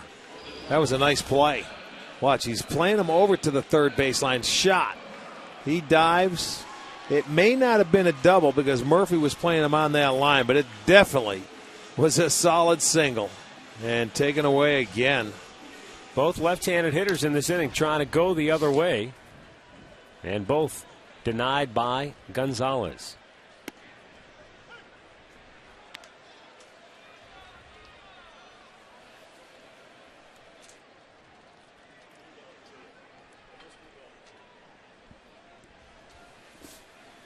As dribble in the hole. This one kicks off the glove of Andrews, and the Indians finally get one through the left side of that infield. Don't think that Andrus would have gotten Cabrera if he does field the ball as deep as he was. Momentum going the other way. He wouldn't have been able to get anything on that throw, I don't think. At least enough to get Cabrera. So that'll be Asdrubal's second hit. Again, coming with 2 outs. So they have their work cut out for them. They're going to have to string together a couple of knocks. Unless Santana can get into one. 4 home runs on the year, but all of his home runs have been from the other side of the plate. They've had 21 batters come to the plate now, and the Indians have only swung at 2 first pitches.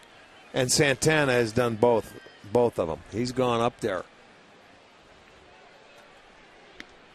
And he's in the hole 0-2. You know, their approach yesterday to Colby Lewis, who's got very good control, was, hey, let's look for that first pitch fastball, get after it. Today it's been a little different approach, but he's going to have to battle to stay alive here. Well, this will be his 80th pitch of the night, and Holland has already thrown 50 strikes in the game, so he has been ahead of the hitters most every time. All night. Just missed the inside corner with that pitch, and it's 2-2. Royals shutting out the Yankees 2-0. They're in the bottom of the 5th at Kauffman Stadium in Kansas City. Earlier today, if you missed it, the White Sox beat the Tigers 3-2. Full count. So from 0-2 to 3-2 for Carlos Santana.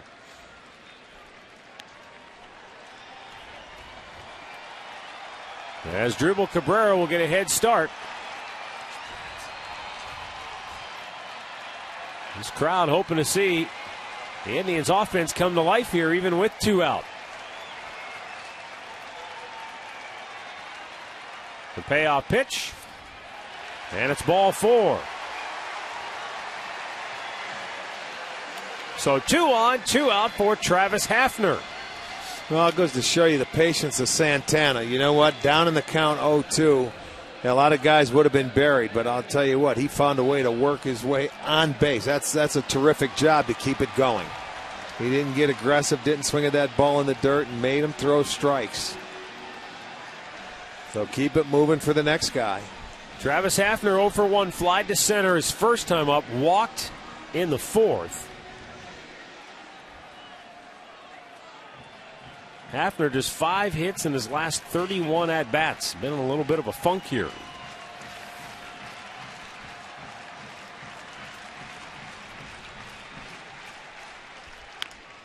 And a weak chopper up the first baseline will end the inning. We go to the 7th, 2-0 Texas.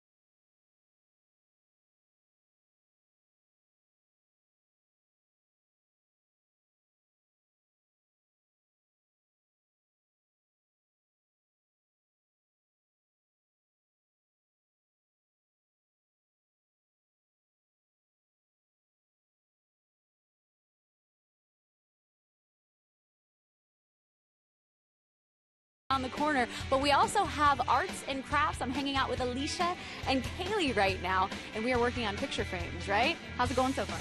Good. Are you having fun up here in the brand new Kids Clubhouse? Yeah. Yes, the grand opening is tomorrow. If you want to bring your family up here, parents, you can still watch the game. You've got a great view, and the kids can play. Log on Indians.com and get your tickets now. Guys. I didn't see Katie with any scissors or glue or anything in front of her there. Well, maybe she's not an arts and crafts person. No, she's done when she's talking. She's doing it right now, I bet. Nick Hagedorn for the 6th time this year. No wins or losses, ERA 169. He'll go against the top of this Rangers lineup in the 7th inning. Well, I give Derek Lowe credit. He bobbed and weaved, and he made his way through 6 innings. Kept it a 2-run ball game. You know, he had a chance earlier in the game to possibly get out of there, but stayed in. Now the bullpen only has to give you 3 innings and hopes your offense can come around.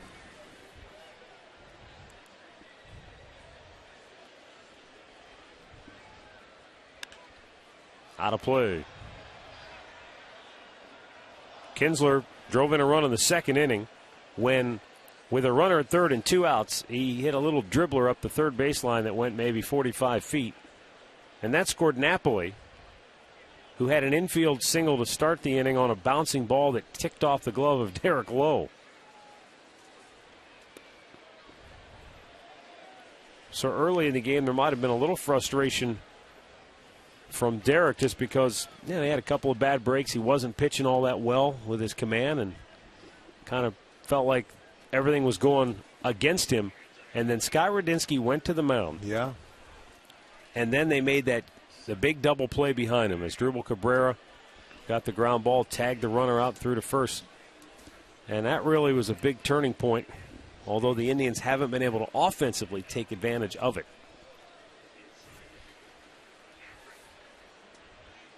But they still have 9 outs to work with offensively. As Hagedorn finds a strike zone, it's a full count now to Kinsler.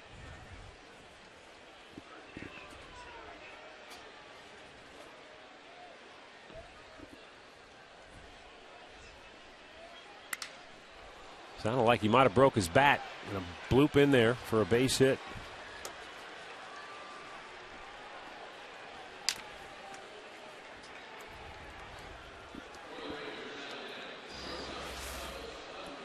For the 4th time tonight, they get their leadoff man aboard, and he did. He got his bat. It cracked it, but didn't get enough on it. Bounces in front of Duncan. That's 10 hits now for the Rangers.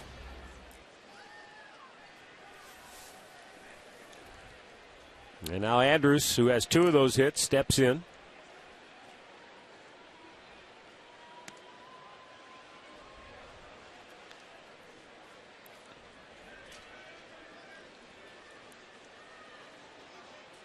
Marson wants to go and talk with Hagedorn.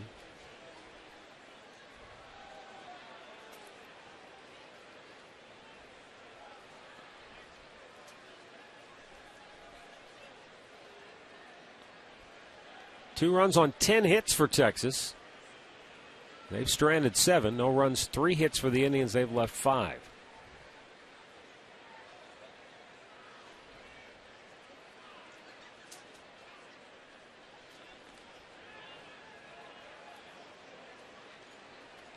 You see Ron Washington going small ball here to just play for an extra run? No, not the way this guy can go to right field. You have a 2-0 lead. He's going to shoot it and try and go 1st and 3rd.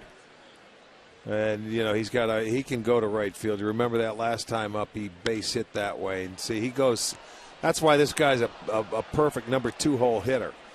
If you wanted to, if you were down a run or tied ball game, you look at 9 to left, 14 to center, 6 to right, and if needed, he's an excellent bunter. So he could lay it down. But I don't see him not in this situation. They're going for the kill right now. They're going for a big inning.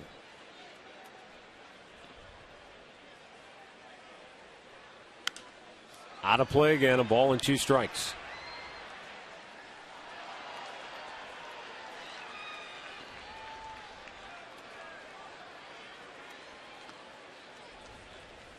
You know, when they have to, they can do it, the Rangers. when it comes to little ball, but they have such an explosive lineup. You know, when any time you get in the late part of the game and they have a lead, they're going to try and bury you and make it so you cannot catch up. Goes to right field, but Chu is there and makes the catch. Well, the reason I brought it up is just because of the fact that they do have 10 hits and only 2 runs, and I just wondered if Ron Washington maybe feeling a little bit like, you know what, we've had a lot of opportunities go by the board. Let's try to play for 1 run here and just. You know, sometimes when you do that, you can have big innings when you play for 1 run, especially at this part of the lineup. And with this team, you know, you got some guys who can leave the yard in a hurry. Like this guy, Josh Hamilton. 1 for 2 with a walk. Base hit the other way his last time up. Hagedorn doesn't have a great move.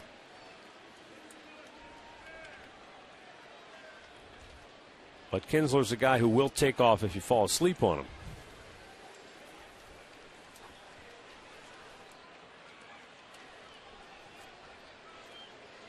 Got him. There you go. Throw down to second. And he is tried to short slide on him. But Cabrera would not be fooled. So 1-3-6 on the caught stealing. And there are 2 down. He was guessing. You know, he figured he threw over there. He wasn't going to throw this time, but look at Santana do the spin and then throw it. Stepping to the inside part of the infield to make that throwing path much easier for him. So he guessed wrong that time. Fastball from Hagedorn in there for a strike.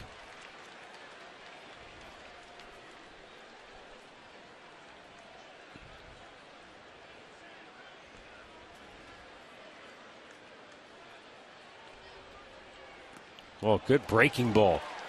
You go 94 with the heater, and then you come back with the 83-mile-an-hour slow stuff, and Hamilton way out in front of it.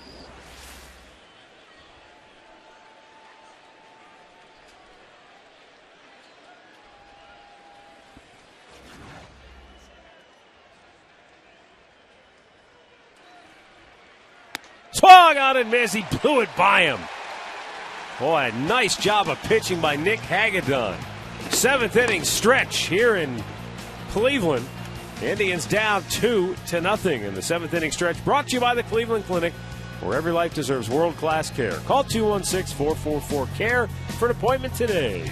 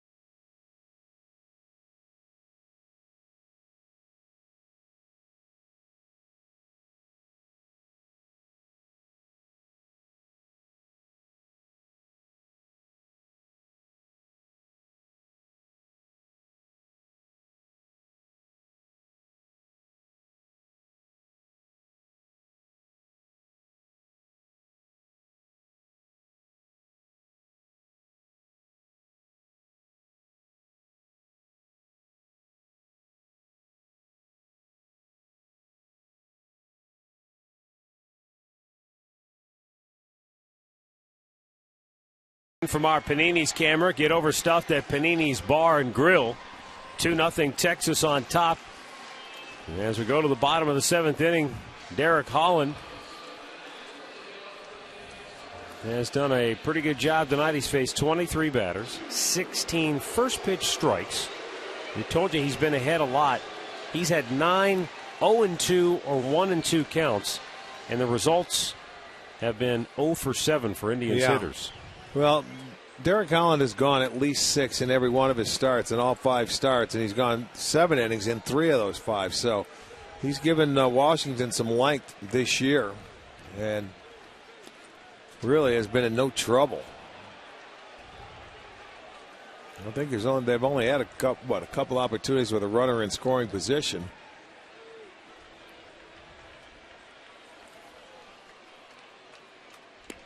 Holland misses inside to Chu. 2-1 the count.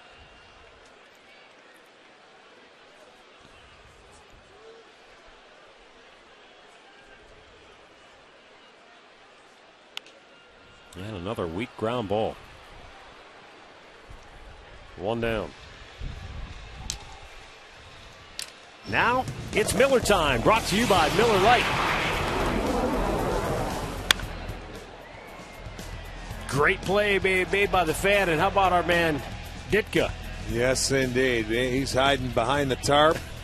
Saved by that fan, by that guy, a Miller. That's Miller time. He's going to buy him a Miller time for make that catch.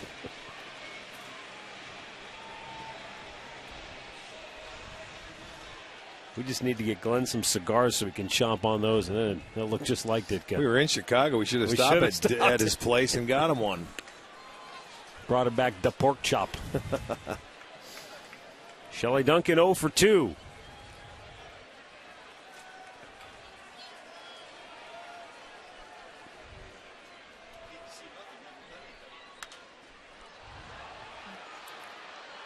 Young just ran out of real estate over there.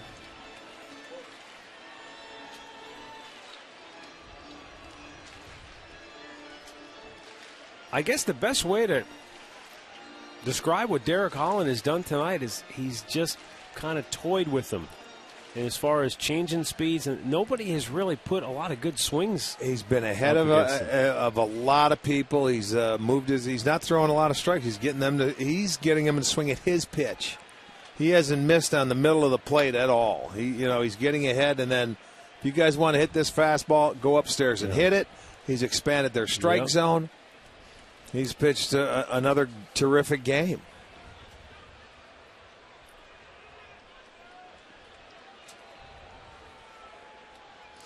Command was his problem in his last couple of starts. He would make a mistake on the middle of the plate.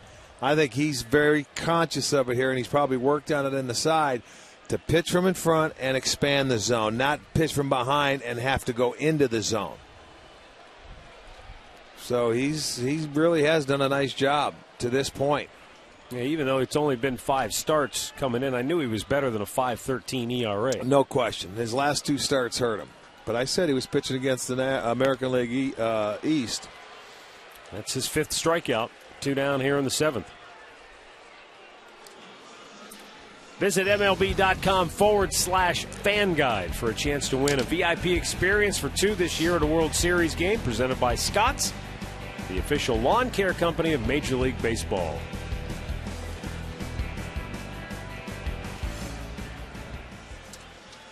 Jack Hanahan 0 for 1 with a walk tonight.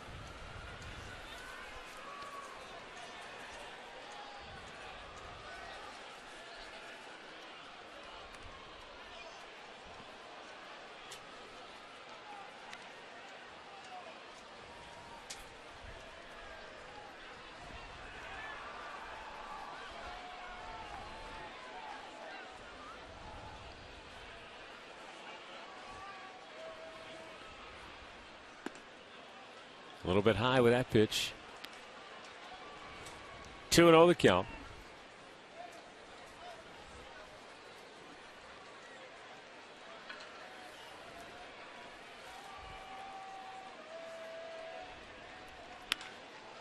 On the ground.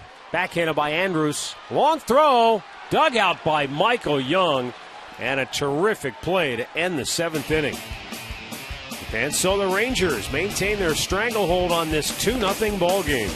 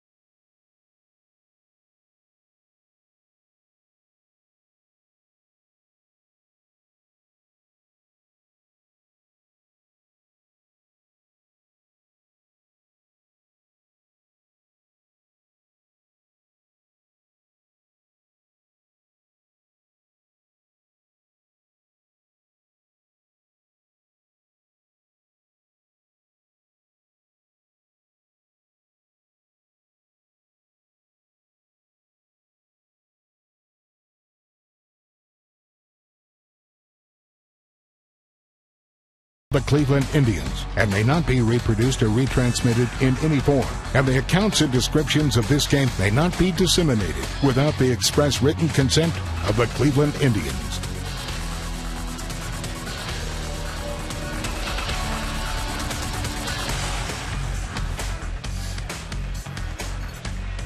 Two 2-0 Texas, bottom of the 8th.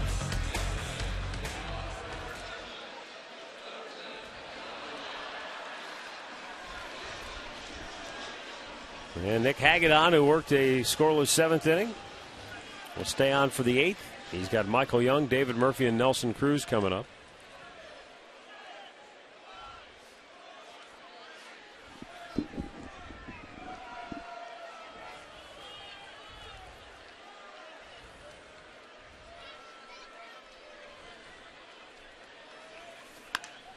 Ground ball to short. First ball swinging. Michael Young is out number 1 here in the 8th. Our highlight reel brought to you by your Northeast Ohio Ford dealers. And Asdrubal Cabrera have been very good tonight, Rick, defensively. Well, he's good every night defensively. He makes plays that makes it look very easy and routine, and he can make an occasional fantastic play.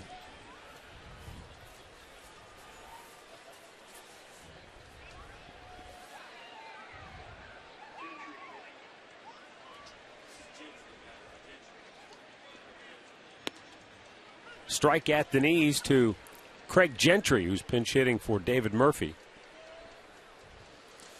Well, the 2-for-1, you get the right-hander to face the left-hander, and he goes in for defense for Murphy. This kid, he'll go to center field, and they can put Hamilton over to left. Popped him up on the infield, Santana. He's under it. He's got it. 2 down. Tonight's box score brought to you by your Northern Ohio Hyundai dealers, who invite you to go see the 2012 Sonata. Visit NorthernOhioHyundaiDealers.com today. Yeah, 10 hits for Texas, but only 2 runs home. And coming up is Nelson Cruz, who scored one of those runs in that 4th inning. And a fastball right at the belt, but called a ball.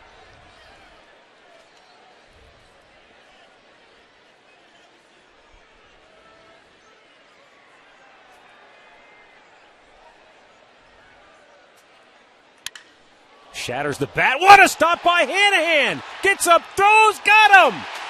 Sensational play by Jack Hanahan! with the barrel of the bat hurtling towards him.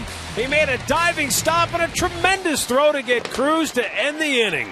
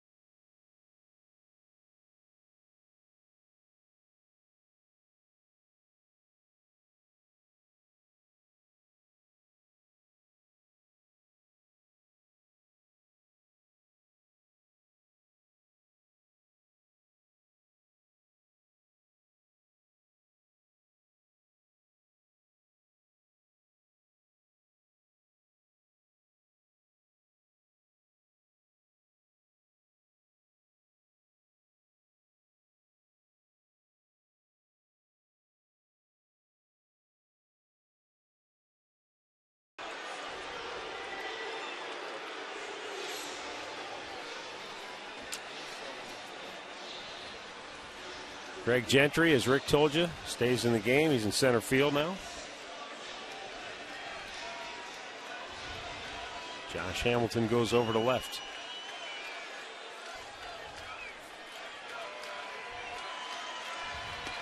And Lou Marson leading off this home half of the eighth. Takes a breaking ball for a strike.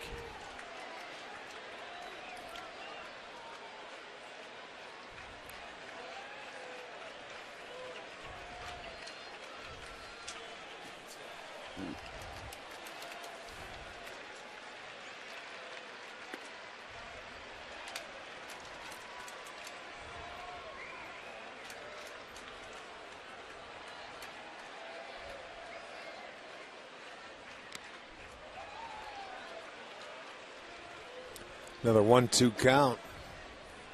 Started him off with a get me over breaking ball for strike one. Raises the eye level. He can go right back up there again and put a little something more on it, or run that cutter or slider in on his hands. Back foot slider. Pop down the right field line, slicing out of play.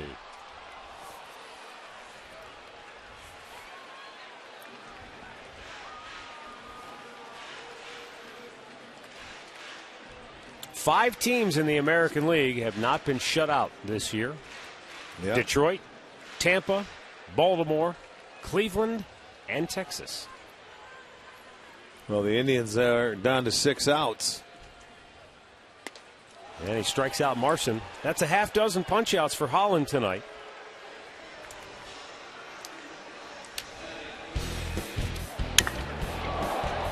Boy, that was a terrific play by Jack Hanahan. The barrelhead of that bat came out. That ball looked like it was by Jack. Heading into left field, and he smothered it, gets up quickly and throws, and why Cruz is going in like that is beyond me. Going in head first, run through the bag. Michael Brantley 1 for 3. He doubled with 2 outs back in the third inning. But as I mentioned, the Indians, they haven't hit many balls hard. They haven't barreled up many balls tonight against Holland. The double that Brantley hit was a hard hit ball, but it was just inside the bag at first, and Michael Young, who was playing just about even with the bag, just couldn't get to it. Well, you don't expect Michael to pull this guy. What he did, he left him a breaking ball up. He didn't get it down, and he was able to pull it past him at first base. He's been really very good at tying the left-handers up with that fastball. Looks like it's got a little two-seamer going in on the hands of the lefties. He's really had pretty good command of everything tonight, no question. Wants another fastball, does Napoli. And Brantley fouls it off. Yeah, he has had 12 0-2 1-2 counts tonight. So he has been able to make the Indians hitters swing at his pitch.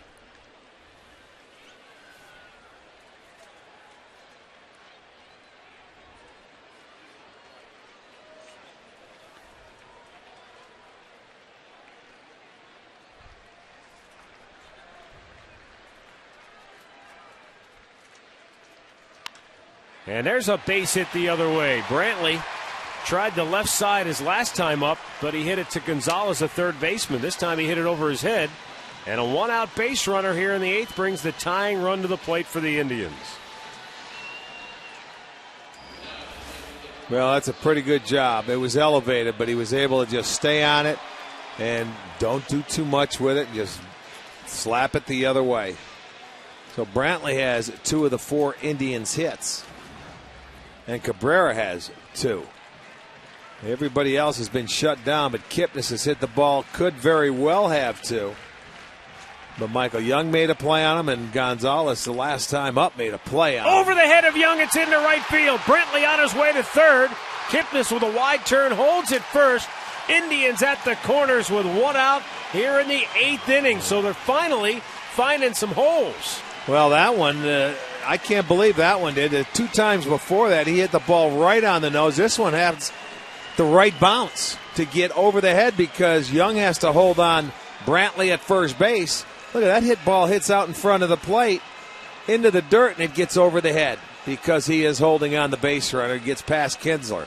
So the Indians with runners at the corners. And Ron Washington is going to his bullpen. So Derek Holland, who really pitched a gem for the Rangers tonight, will leave after 7 1/3 innings of shutout baseball. But the runners at first and third are his responsibility. We will be right back.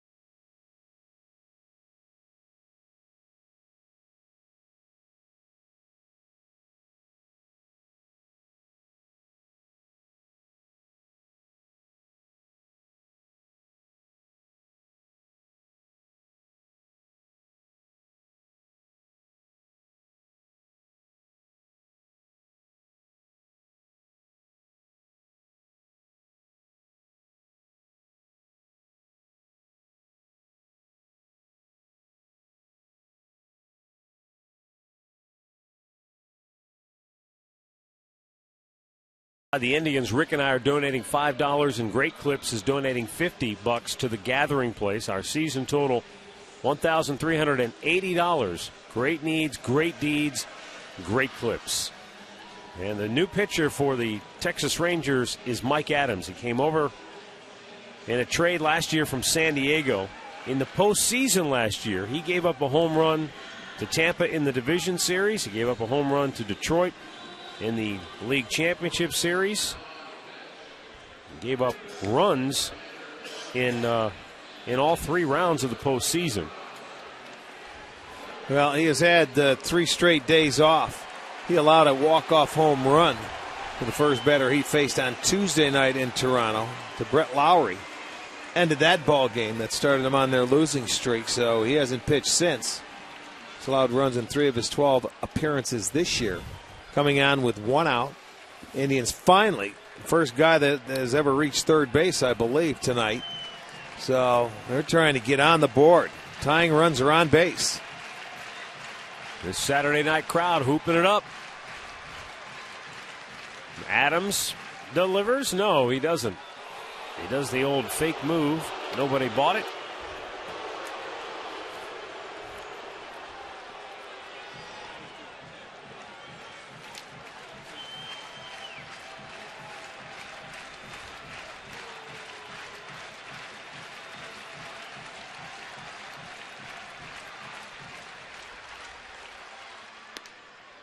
And a strike is called. I don't think Asdrubal liked it.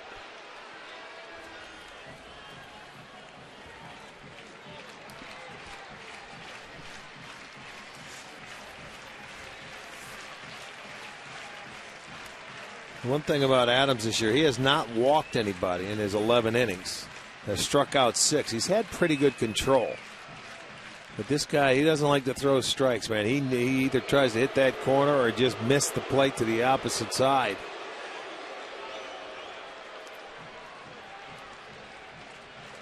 A hit here gets the fans into it. They haven't had anything to cheer about tonight the way Derek Holland pitched against them, so they need a spark. They need a base hit or something to get them going.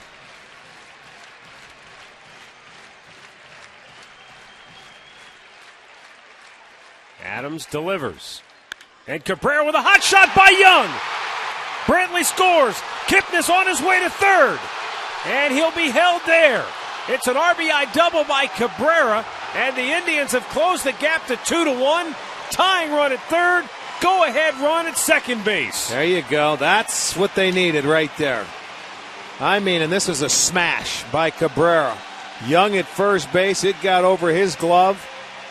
And I'll tell you, Kipnis wanted to score, but Smitty holds him up at third base. There's a hanging off-speed pitch, and I mean, he drilled it.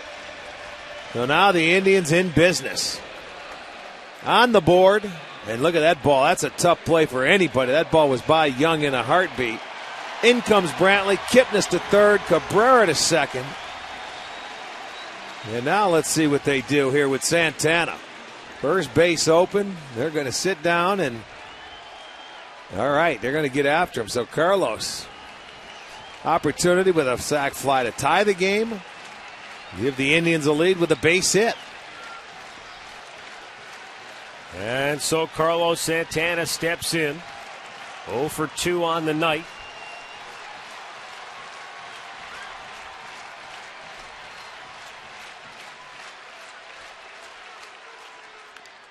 And Santana fouls it away. Tonight's crowd of 21,307 is the biggest crowd since opening day. Yeah. Well, it felt early when we got here today that there'd be about 20. Lower deck is just about completely filled up. Club seat section and the right field mezzanine deck filled up. A few folks in the upper tank. Yeah, they'll be a lot louder with a base hit here. Biggest threat the Indians have had today.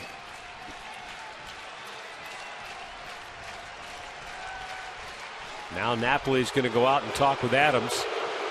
See a lot of white jerseys out there in the crowd tonight. The Chris Perez jersey was the giveaway for the folks coming through the gates tonight. What's interesting about that, Rick, is that should the Indians rally to take the lead, what will they do if they have the lead going into the ninth inning? Because Chris Perez has pitched, what, three straight days. Yeah, he's never gone 4 in a row. I have to think Pastano's a closer tonight. Joe Smith you can't pitch the guy every day. It'd be those two guys. I think Smitty will go out and keep it in a tie game. I think Pastano goes out if they take the lead. Those are the two guys up in the bullpen right now. And Pastano's just waiting because he doesn't have to get loose until Cabrera touches home plate. That's right. Until they get the lead. Here's the set now. 1-1 pitch to Santana.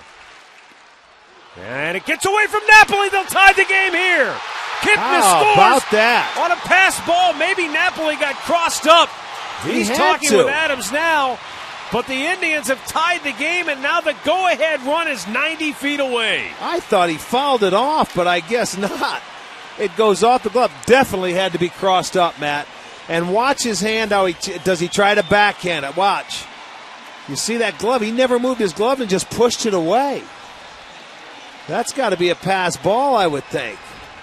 That ball goes sure away. Was. He was sure looking for something. He was looking for something to come the other way. They were crossed up. That'll go as a pass ball. Now the Rangers bring the infield in. They're at the cut of the grass around the horn. Cabrera, the go-ahead run at third. 2-1 count for Santana. Down in the dirt, Napoli blocks that. It's 3-1 now, and Derek Holland is sitting in the dugout wondering Holy what smokes. just happened. No kidding. No decision for Holland. I didn't think about that, but you've got a 2-2 count. It's not 3-1 like the scoreboard has. But you're exactly right. Something happened right there where a little cross up and all that work for nothing. Well, as far as the decision goes. 2 balls, 2 strikes with 1 out. And the go-ahead run at third. Now Santana steps away. Yeah, this is tough as a hitter trying to face Adams because he's so slow and so deliberate. And then he comes up and he holds and he waits. So when you get locked in, you just got to, all right, make sure you're ready as a hitter. And a block by Napoli again, full count. Yeah, he's going to nibble, see if he chases. And, it's almost like doesn't care if he walks you because he'd still have a double play. But Santana has been patient. He's got a terrific guy. He had an 0-2 walk in his last at-bat. He was down off Holland, did a nice job to get on base. Stay patient here.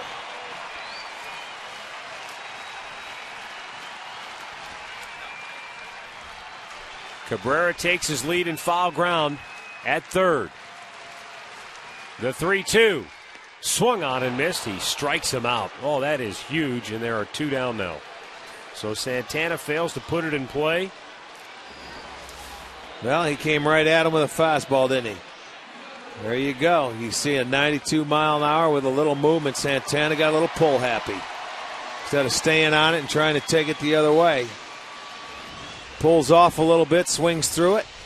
Now there's 2 outs, and they have a chance to get out of this inning with a tie game unless Hafner can come up with a 2-out base hit. Hafner 0 for 2 on the night. He had a chance to do some damage in the 6th inning with 2 on and 2 out. And he had a little dribbler up the first baseline.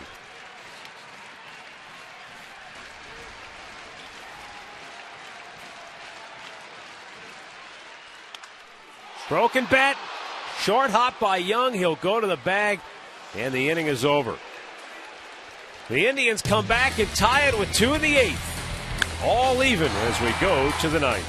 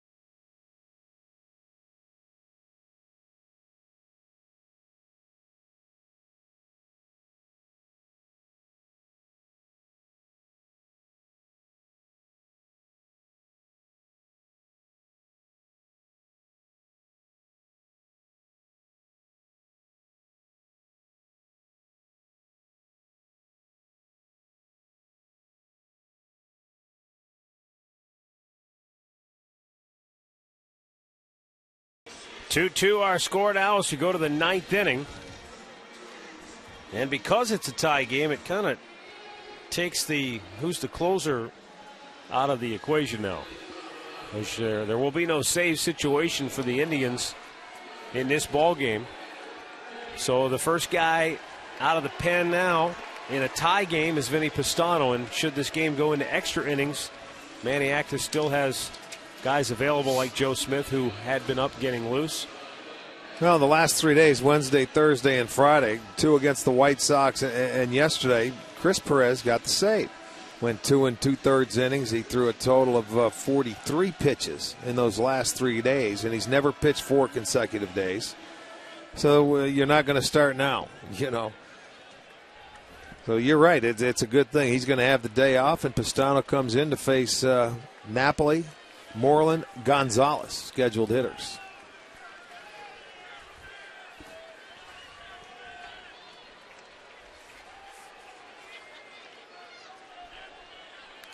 Napoli fouls it back. It was Napoli's passed ball that allowed the Indians to tie this game.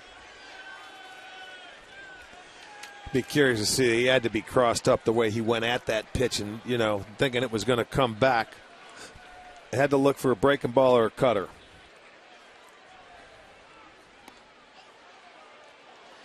I mean, watch how he goes about trying to catch this ball. He's got to expect it coming into Santana, not going away. That's why I thought he fouled it off, is because it went off his glove. Strike over the outside corner, 1-2. And Napoli doesn't like the call of C.B. Buckner, but that was a good pitch. He's been calling that pitch all night long, and I mean, he knows it as a catcher. If it's outside, and it may be a ball width or two off the plate, but he has been calling it tonight. That was a little bit wider. Well, you might as well go out there and see if you're going to call it.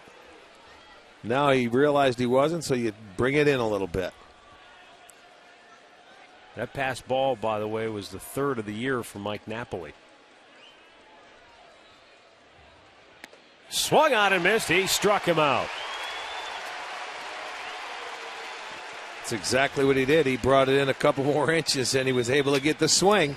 He went out there, didn't get the call, says, okay, now I know where a strike is called, and there you'll get it, the swing.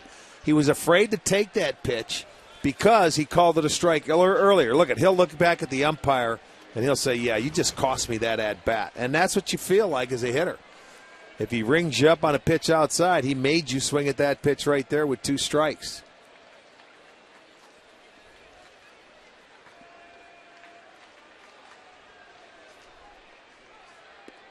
At the knees, a fastball strike to Mitch Moreland. A couple of hits on the night.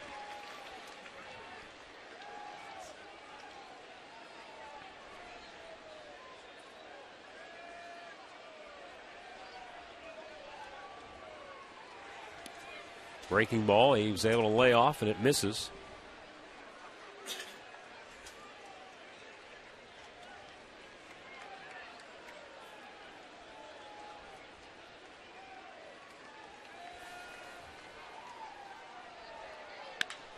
Hard hit ball through the shift.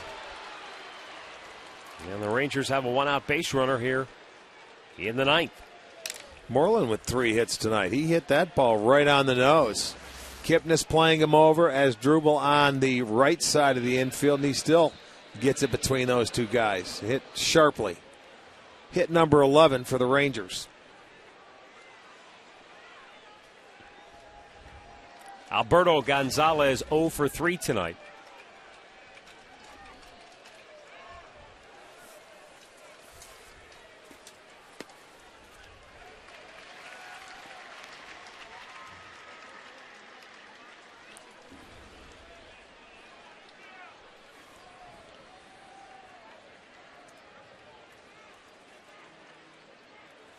Swung on and missed, threw it by him. It's 0-2.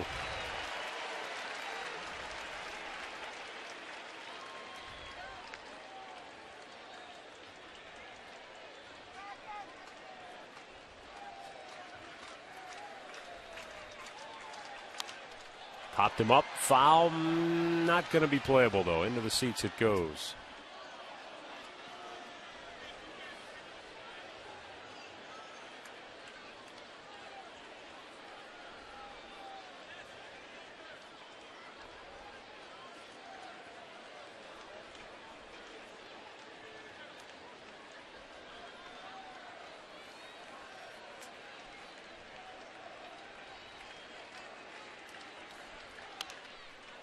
play.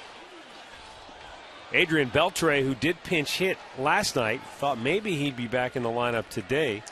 But no, Adrian Beltre just saying we're going day to day. It's not good enough to be in the lineup, but it's not bad enough to just go on the DL Today either. was the first day he took ground balls. So they are really going to take their time and pace themselves when they get Beltre. They want him back for good. Fly ball, routine, center field. Brantley. 2 down. In other related news, the Indians sent Ryan Spilborghs to the Texas Rangers. And Spilborghs will report to the AAA Round Rock Express. Well, they had a kid in the minor leagues that they were going to call up to play the outfield here and got hurt. So they needed an extra outfielder for down there in the minor leagues.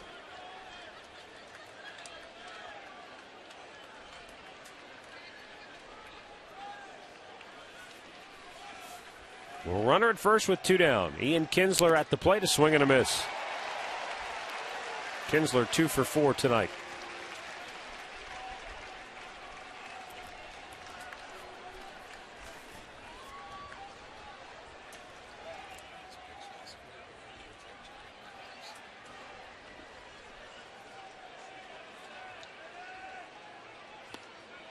And a called strike with the off-speed pitch. It's 0-2.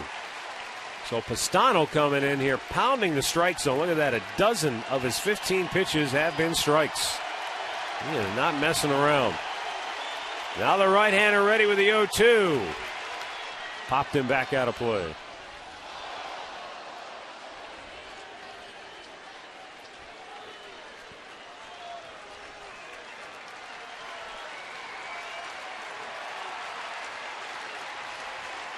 Mitch Moreland at first, held by Santana. Again, the 0-2. Struck him out.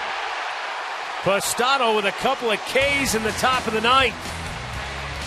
Indians coming up in the bottom of the ninth of a 2-2 game.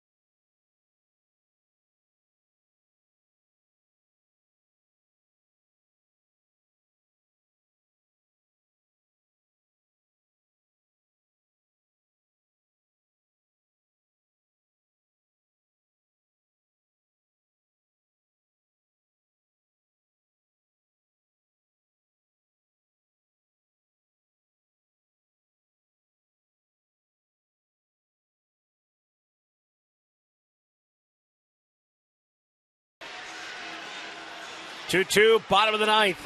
Alexi Agondo coming on now for the Texas Rangers.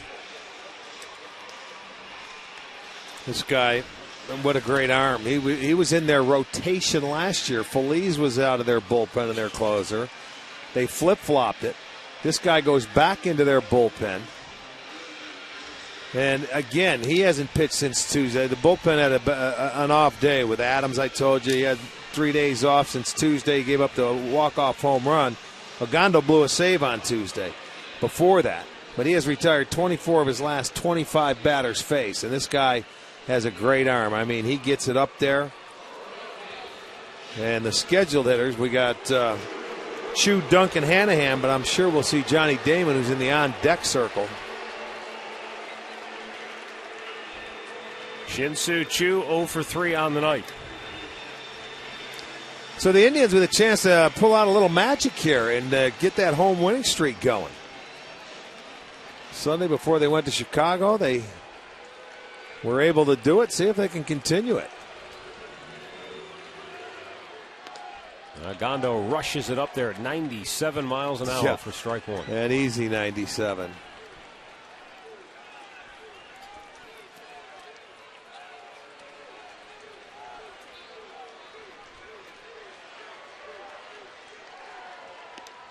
And Chu waves at it. It's 0-2.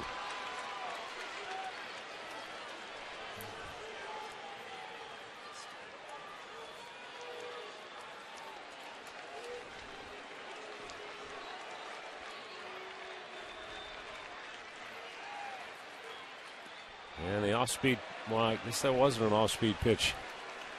He just spiked it into the ground.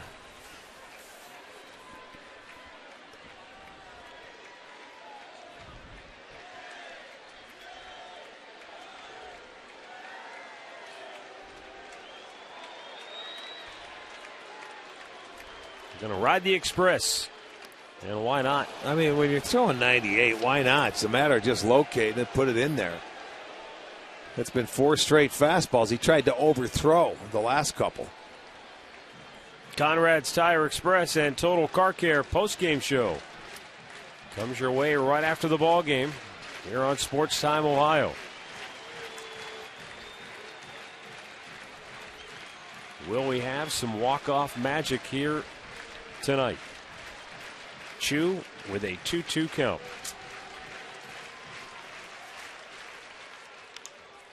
Popped up foul over near the seats. Gonzalez can't get to it.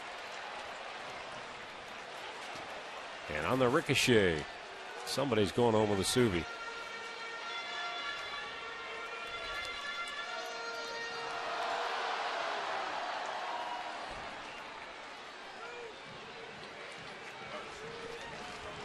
Alexi Agondo on here in the ninth in a 2-2 ball game. It's been all the top 3 spots for the Indians tonight with the hits. 4 through 9, they're 0 for 17. Chu with a base hit into right field. How about that?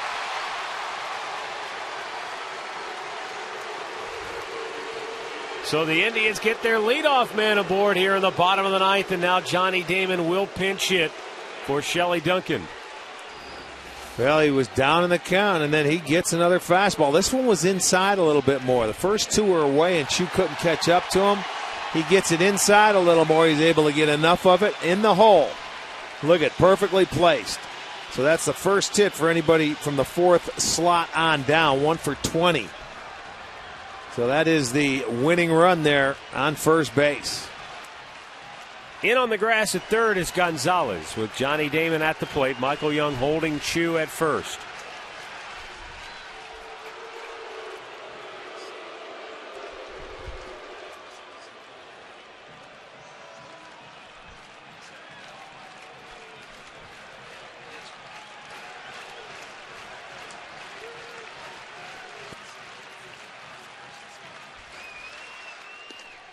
And a fastball strike to Damon. Johnny delivered a big hit last night in the series opening win, a 2-out, 2-run triple to straightaway center field.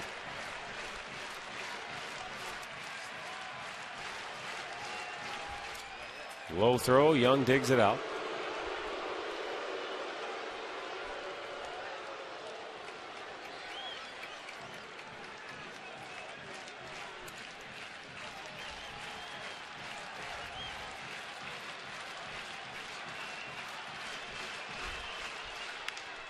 Popped him up on the infield. And Gonzalez has it, 1 away.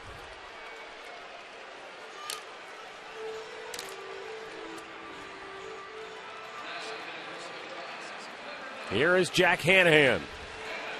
Jack 0 for 2 on the night.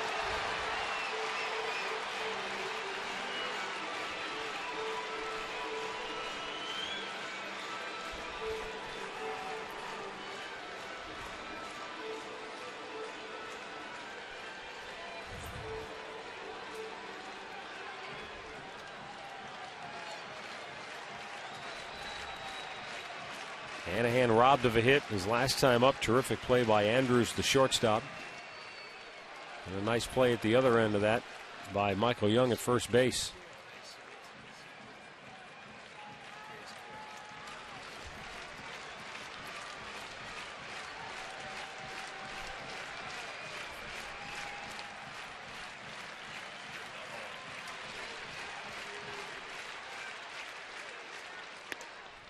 Just missed with the fastball, 2-0. He thought it was in there, but C.B. Buckner did not agree.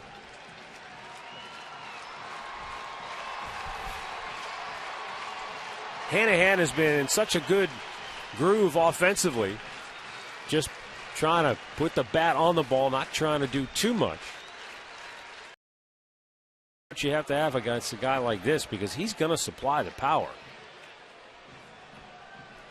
Well, as hard as he throws, the bigger that swing gets, the easier he's going to throw the ball by you. Yeah. You have to stay short and quick to the baseball when you're facing a guy 96, 97 miles an hour that he can easily pump that ball by you.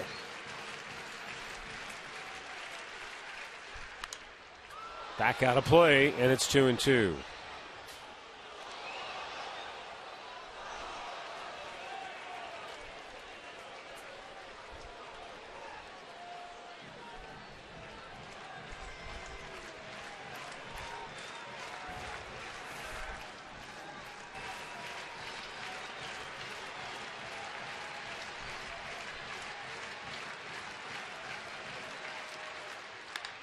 Big chopper to first. Young steps on the bag, and Shu is hung up.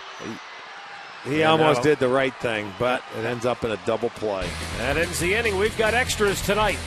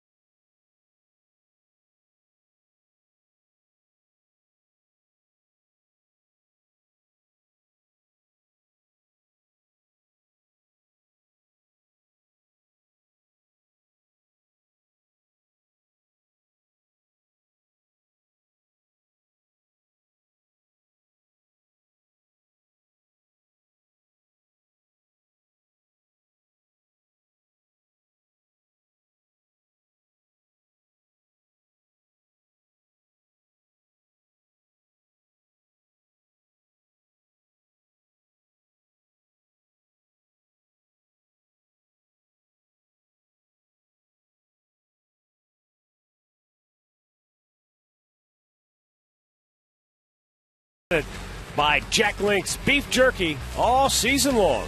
Jack Link's, feed your wild side. This will be the second extra inning game for the Rangers, and this will be the fourth for the Indians.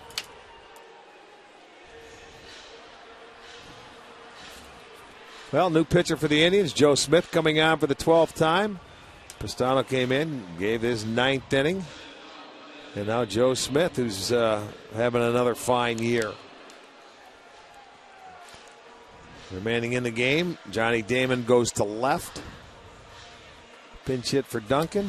And Smitty's going to face Andrus, Hamilton, and Young.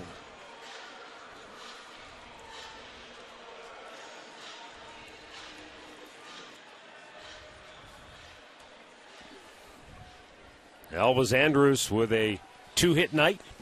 3 hits now in the series.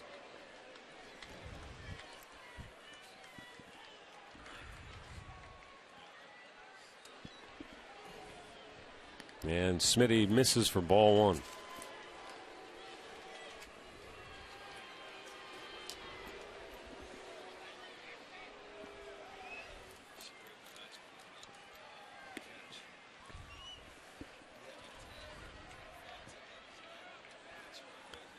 Two balls, no strikes.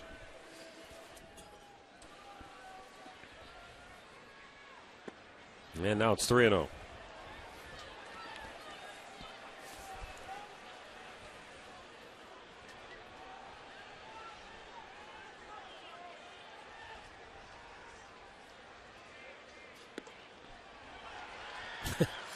Andrus went to the Eddie Goodell pose there. He's trying to shrink that strike zone and just get on base. He may do it again. He make him throw 3. See that?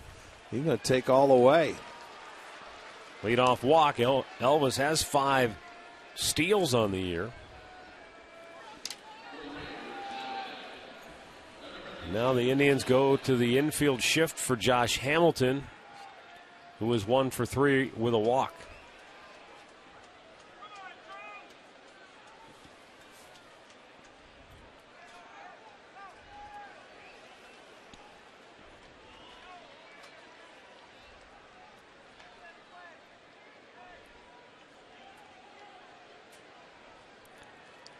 Josh Hamilton, who missed some time recently with some back issues,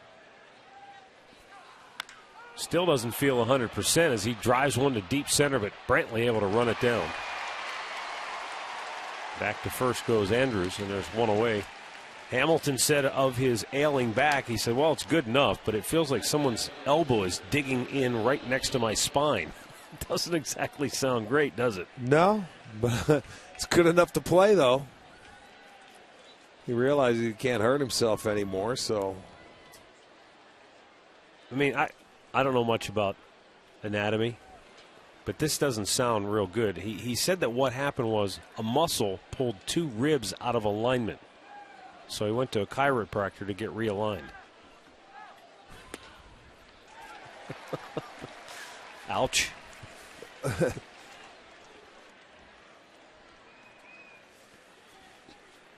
Michael Young, 0 for 4 on the night.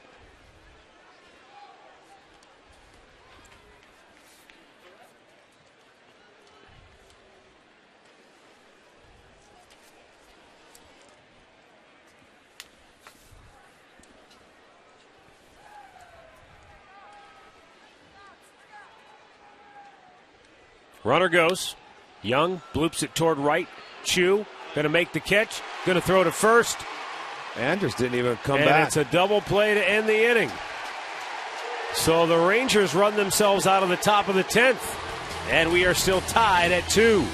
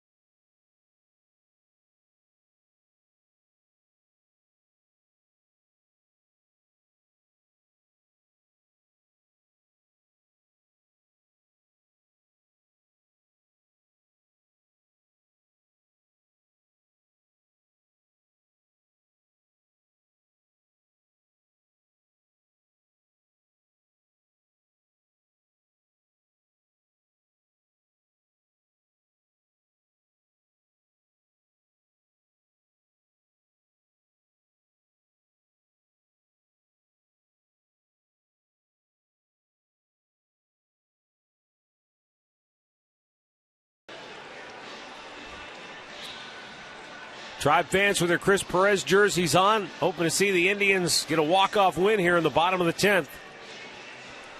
It'll be Lou Marson, then the top of the order.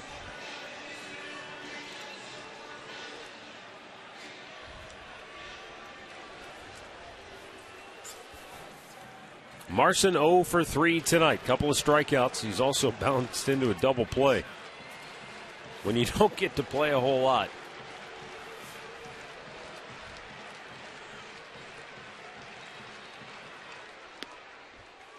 Takes a strike.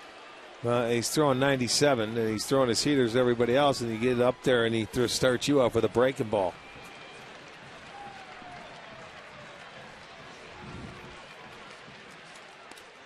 And that's low and away, 1-1.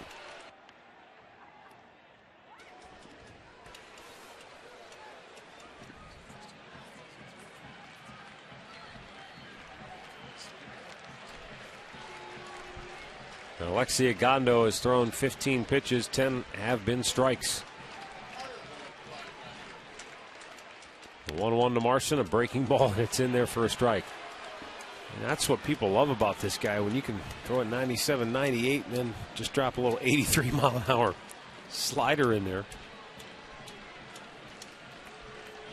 I think he's just getting a feel for that slider this inning, because I don't recall him throwing one last inning. Everything, look at that. I mean, and he's outside on the black.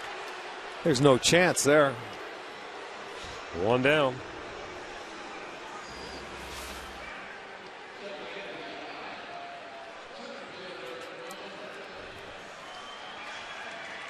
Unhittable.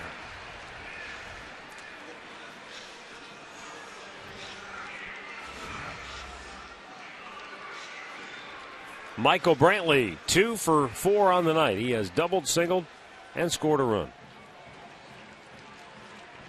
It was his one-out hit in the 8th that sparked the Indians' 2-run rally to tie.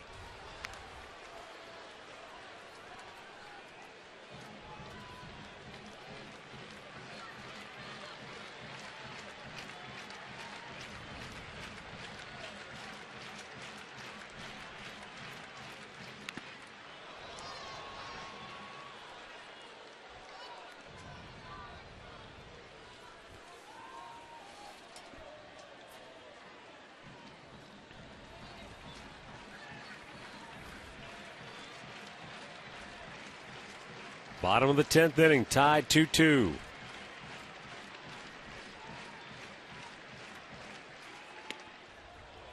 Well, he's throwing a ton of sliders all of a sudden in this inning. Yeah, now. he sure has. He came in, I think, wanting to get a feel for it, and maybe it slows him down a little bit where he's not overthrowing. He threw some good fastballs last inning.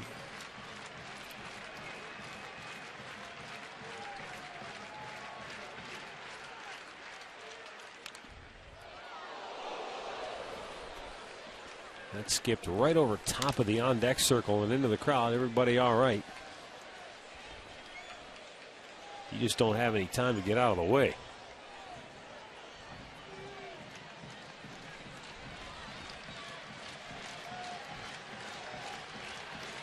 Brantley would love to see one of those sliders hang. Fastball up and away. 2-2.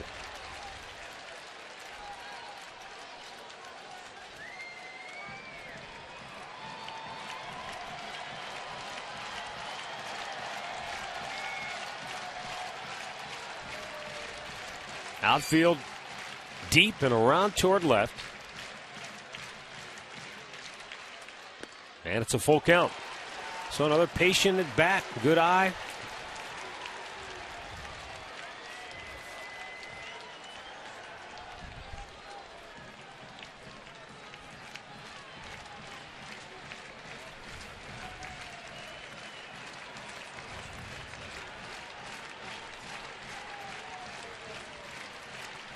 And the payoff pitch hit the center.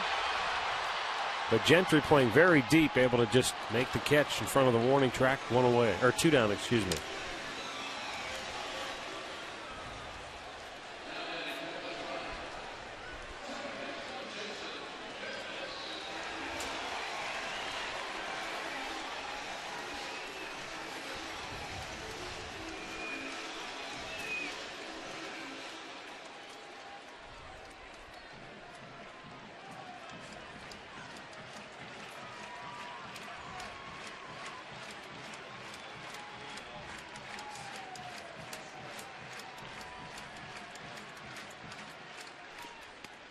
Then he starts Kipnis off with a slider for a strike.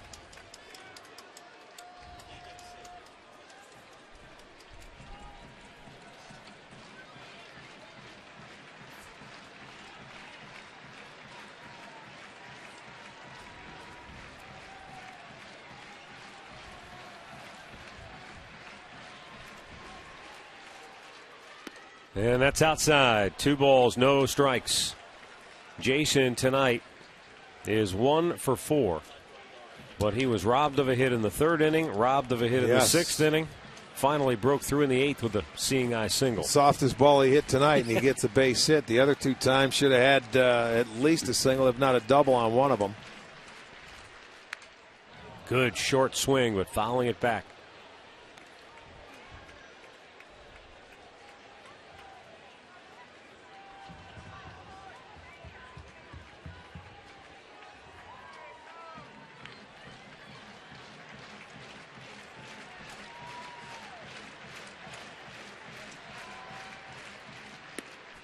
And he strikes him out to end the inning. So Agando goes through him 1, 2, 3, and we go to the 11th, tied at 2.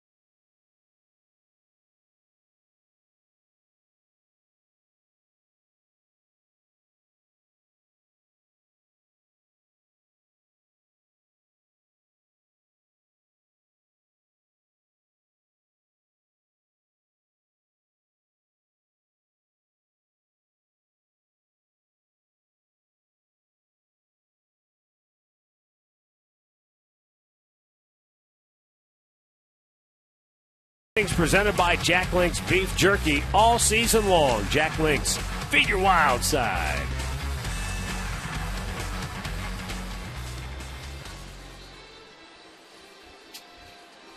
On we play to the 11th inning. For the Rangers, Craig Gentry, Nelson Cruz, Mike Napoli due up. Joe Smith will stay on for a 2nd inning of relief work.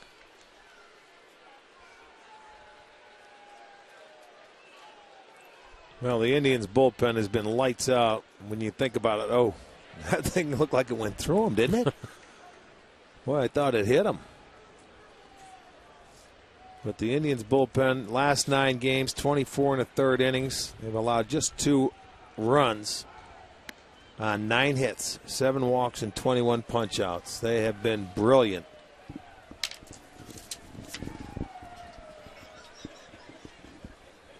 Looks like Tony Sipp will get loose now in the Tribe pen. Gentry taking all the way. That's in for a strike. It's 2-1.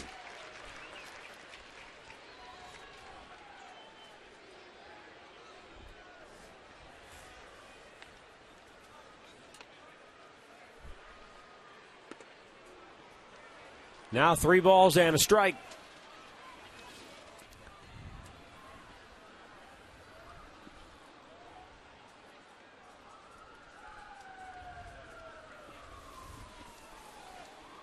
Full count.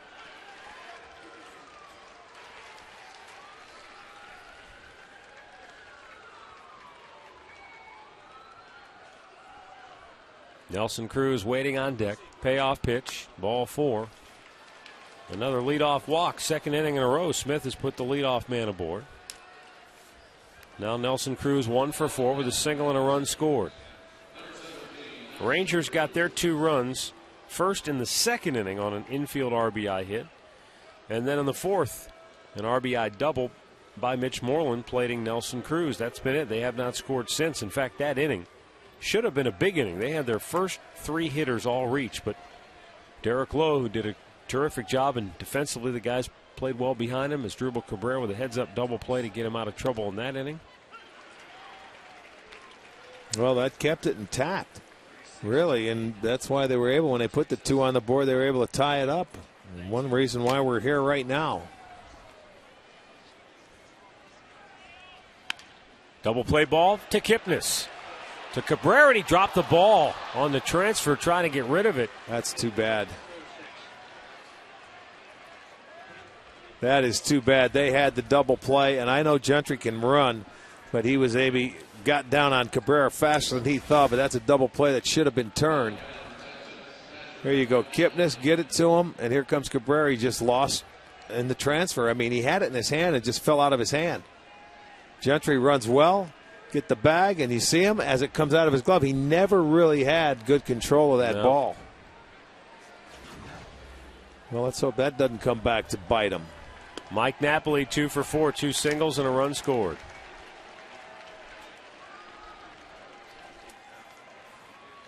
Mitch Moreland waiting on deck. He's a left-handed hitter with Tony Sipp up in the bullpen. I'm not sure if, I got to believe that's why he's up there to face Moreland.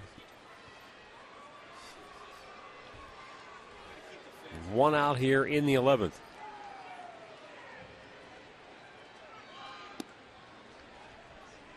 And he's fallen behind Napoli. 2 balls and a strike.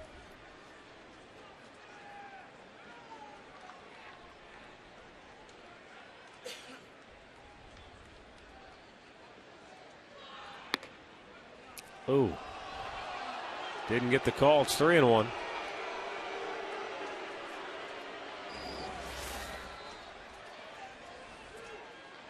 That's a strike. Come on now. Well, it looked like it, didn't it? Napoli fouls it back. Remember, Napoli was doing some complaining, some yapping with C.B. Buckner. Maybe his lobbying helped him out in that instance.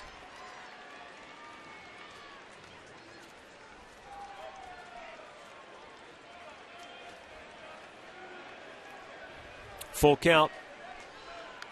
And a foul back.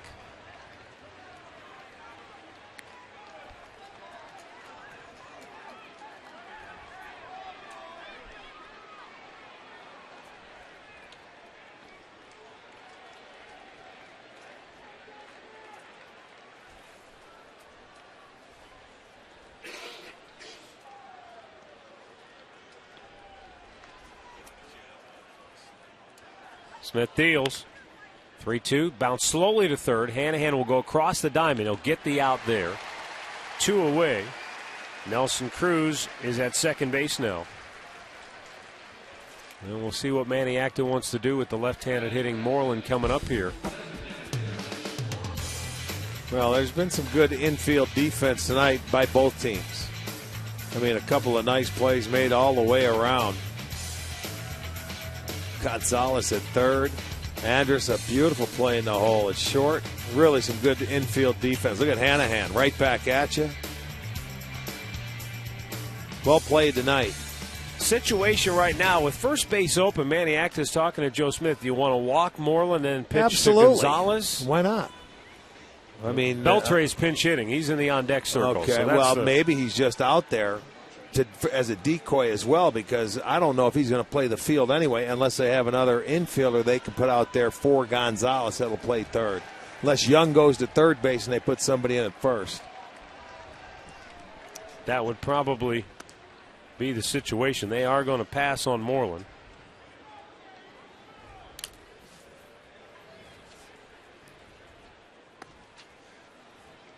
As they've got Brandon Snyder. You know, they could. As a first baseman. You know, with the Gonzalez. You move Young from first base to third. Napoli can play first, who's catching now, and you got Torrealba that can come into the game. Well, you got Brandon Snyder. He's a first baseman. There you go. They've got their moves. But you are going to see Beltre here. He pinch hit in the game last night, and he'll pinch hit here as he tries to work himself back into everyday playing shape. But for right now, he says he's not well enough to really go out there and go for a full game, but not bad enough to go on the DL. 2 on, 2 out in the 11th.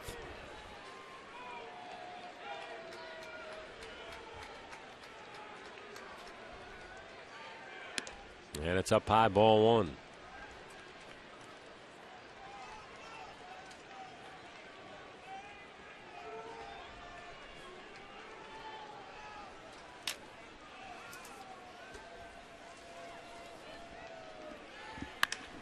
Hit pretty well. Deep center. Back, Brantley, out of room, gone. And I mean way out of here. Into the wind and all. Adrian Beltre off the bench with a pinch hit, 2 out, 3-run homer. And just like that, it's 5-2 Texas. Yeah, you don't think they miss that bat in the lineup every day? As I told you, they were 1-5 in the games he has not started. He comes up tonight, hit one and pinch hit last night. Hit it to the wall. This one, no doubt. 90-mile-an-hour fastball comes back to the outer part of the plate or right down Broadway. And he says straight away center, see you later, 3-pointer. They take a 5-2 lead.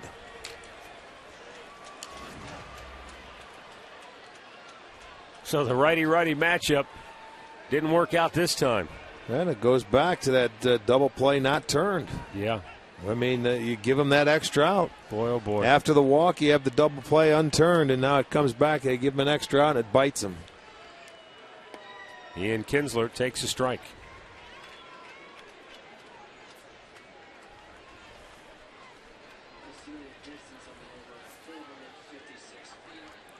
.456 on the home run by Beltre as Kinsler rolls it to short, and the inning is over. We'll go to the last of the 11th. Tribe down now 5-2.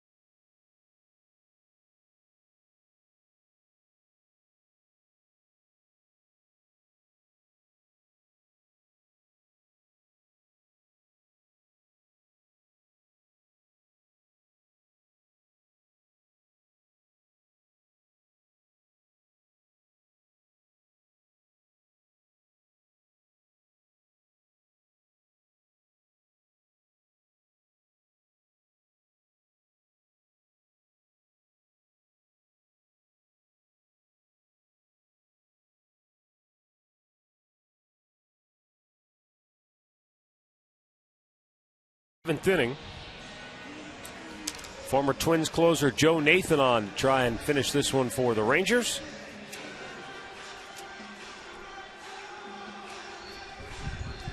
And Brandon Snyder coming into the ballgame now for Texas, and he will go to third. He's been primarily a first baseman, but he has also seen action at third base. His first 2 big league or professional seasons, he played some catcher also.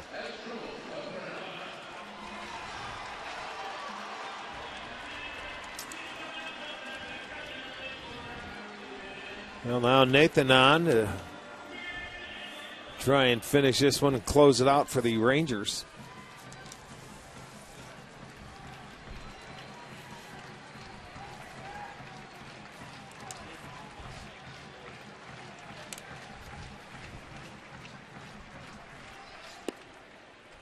Asdrubal Cabrera taking a called strike. He has 3 hits on the night. And his RBI double back in the 8th inning tied the game. And boy, obviously when you're on the short end, it's easy to go back and look at missed opportunities. But boy, you had second and third with only 1 out in the tie game. And actually, you had the runner, the go-ahead run at third with 1 out in a tie game. And Carlos Santana struck out, couldn't put the ball in play to get that run home. And Hafner grounded out to end the inning. Had the Indians been able to take the lead right there, they might already be showered and heading home with a series win under their belt. Joe Nathan with a 1-2. Out of play.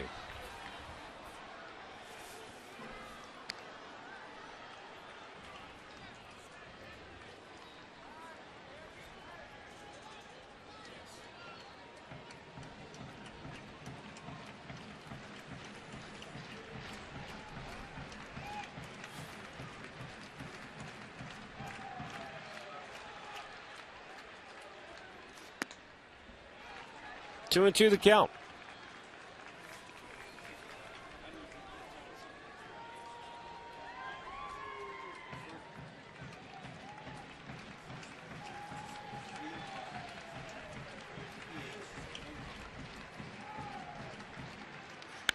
And a base hit into right field by Asdrubal Cabrera to start the bottom of the 11th inning.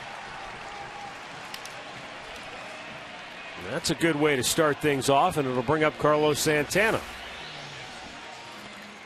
Well, that's 4 hits tonight for Asdrubal. He just hits that one, strokes it on the breaking ball into right field. So get that leadoff man aboard, get another one aboard, no telling. That'll bring the tying run to the plate. The Indians with 8 hits. 2 years ago, Joe Nathan missed the entire season. Tommy John surgery, pitched in 48 games last year, and the Twins let him walk. Signed a 2-year deal with Texas. Cabrera takes off. They'll just let him go to second base.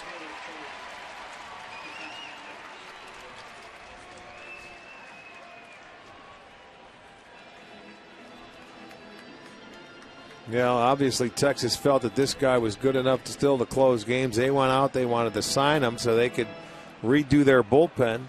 Instead of Feliz, closing, they wanted to put him in the rotation, put Ogando back into the setup role.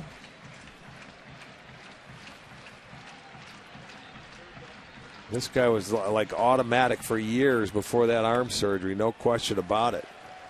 I mean, so much so that when you look at his years in Minnesota, his ERA totals were never above. The highest ERA he ever had was 270 before the surgery. And then last year, when he finally came back, his ERA in 48 games was 484. Well, and he said, take me out of the closer's role. Remember earlier in the year because he couldn't do the job. But he was like lights out when he was on. Now the 2-0 to Santana. There's that big swing again. Well, that's what happens to him from this side of the plate at times. He gets long and swings through it. He gets pull happy. And this could have been a ball, and it could have been a 3-0 count. Even if he hits, he did. He helped him out. You got to make sure he gets in the zone. You're more important being on base here. I mean, and he helped him out. And the 2-1. Takes a fastball, better pitch that time. 2-2.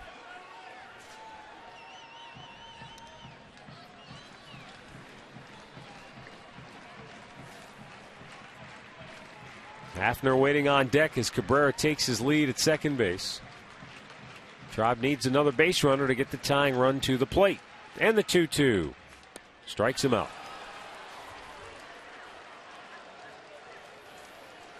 And with one down, it'll bring up Hafner, who is 0 for 3 on the night. He gives him a different look and gives him the curveball. That one's straight down. Good location on the inner part of the plate.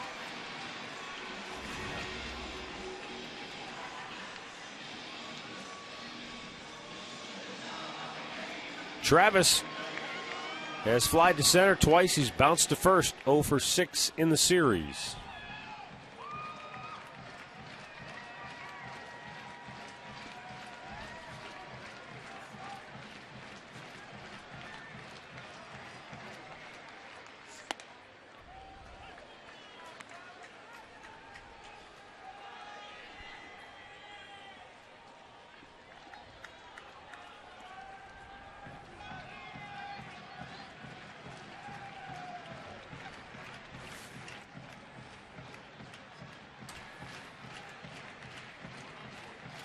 Here's the 0-1. Way up high.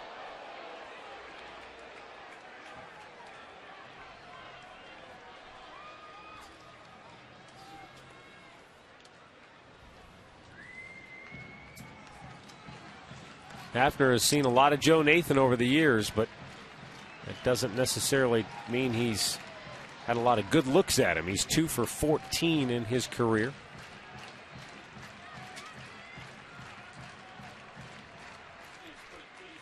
One of those 2 hits, though, was a home run. Takes a strike here. He's down on the count, a ball, and 2 strikes.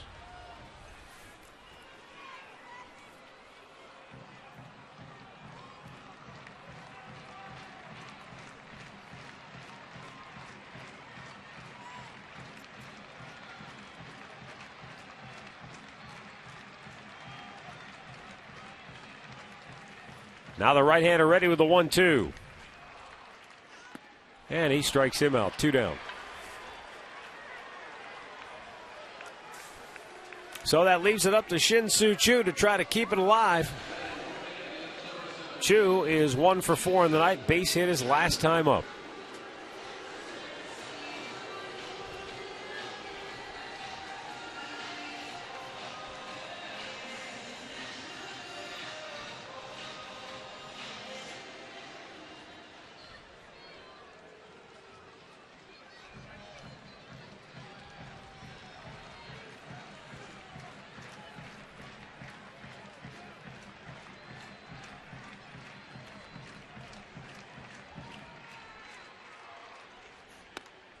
And there's a off-speed pitch over the outside part of the plate for a strike.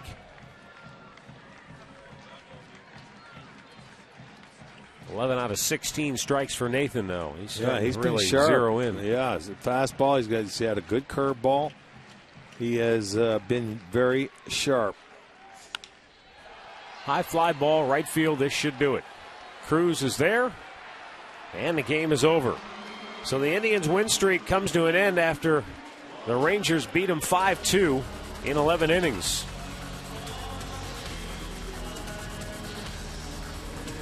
With the win, Texas goes to 18-9, and the loss puts the Indians now at 14-11. Alexi Agondo gets the win for Texas here tonight, his first, and Joe Nathan notches the save. That's his 7th.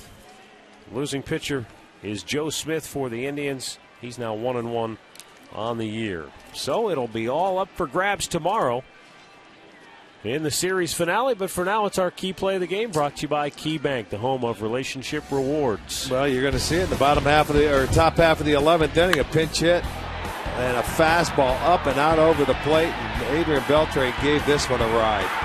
450 feet plus, and that's going to, pinch hit 3-run homer. That's all they needed.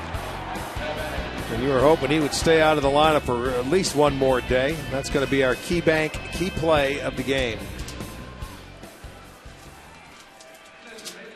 So that's it from Progressive Field, where Texas wins it by a final score of 5-2. We'll be back with the Conrad's postgame show coming up next.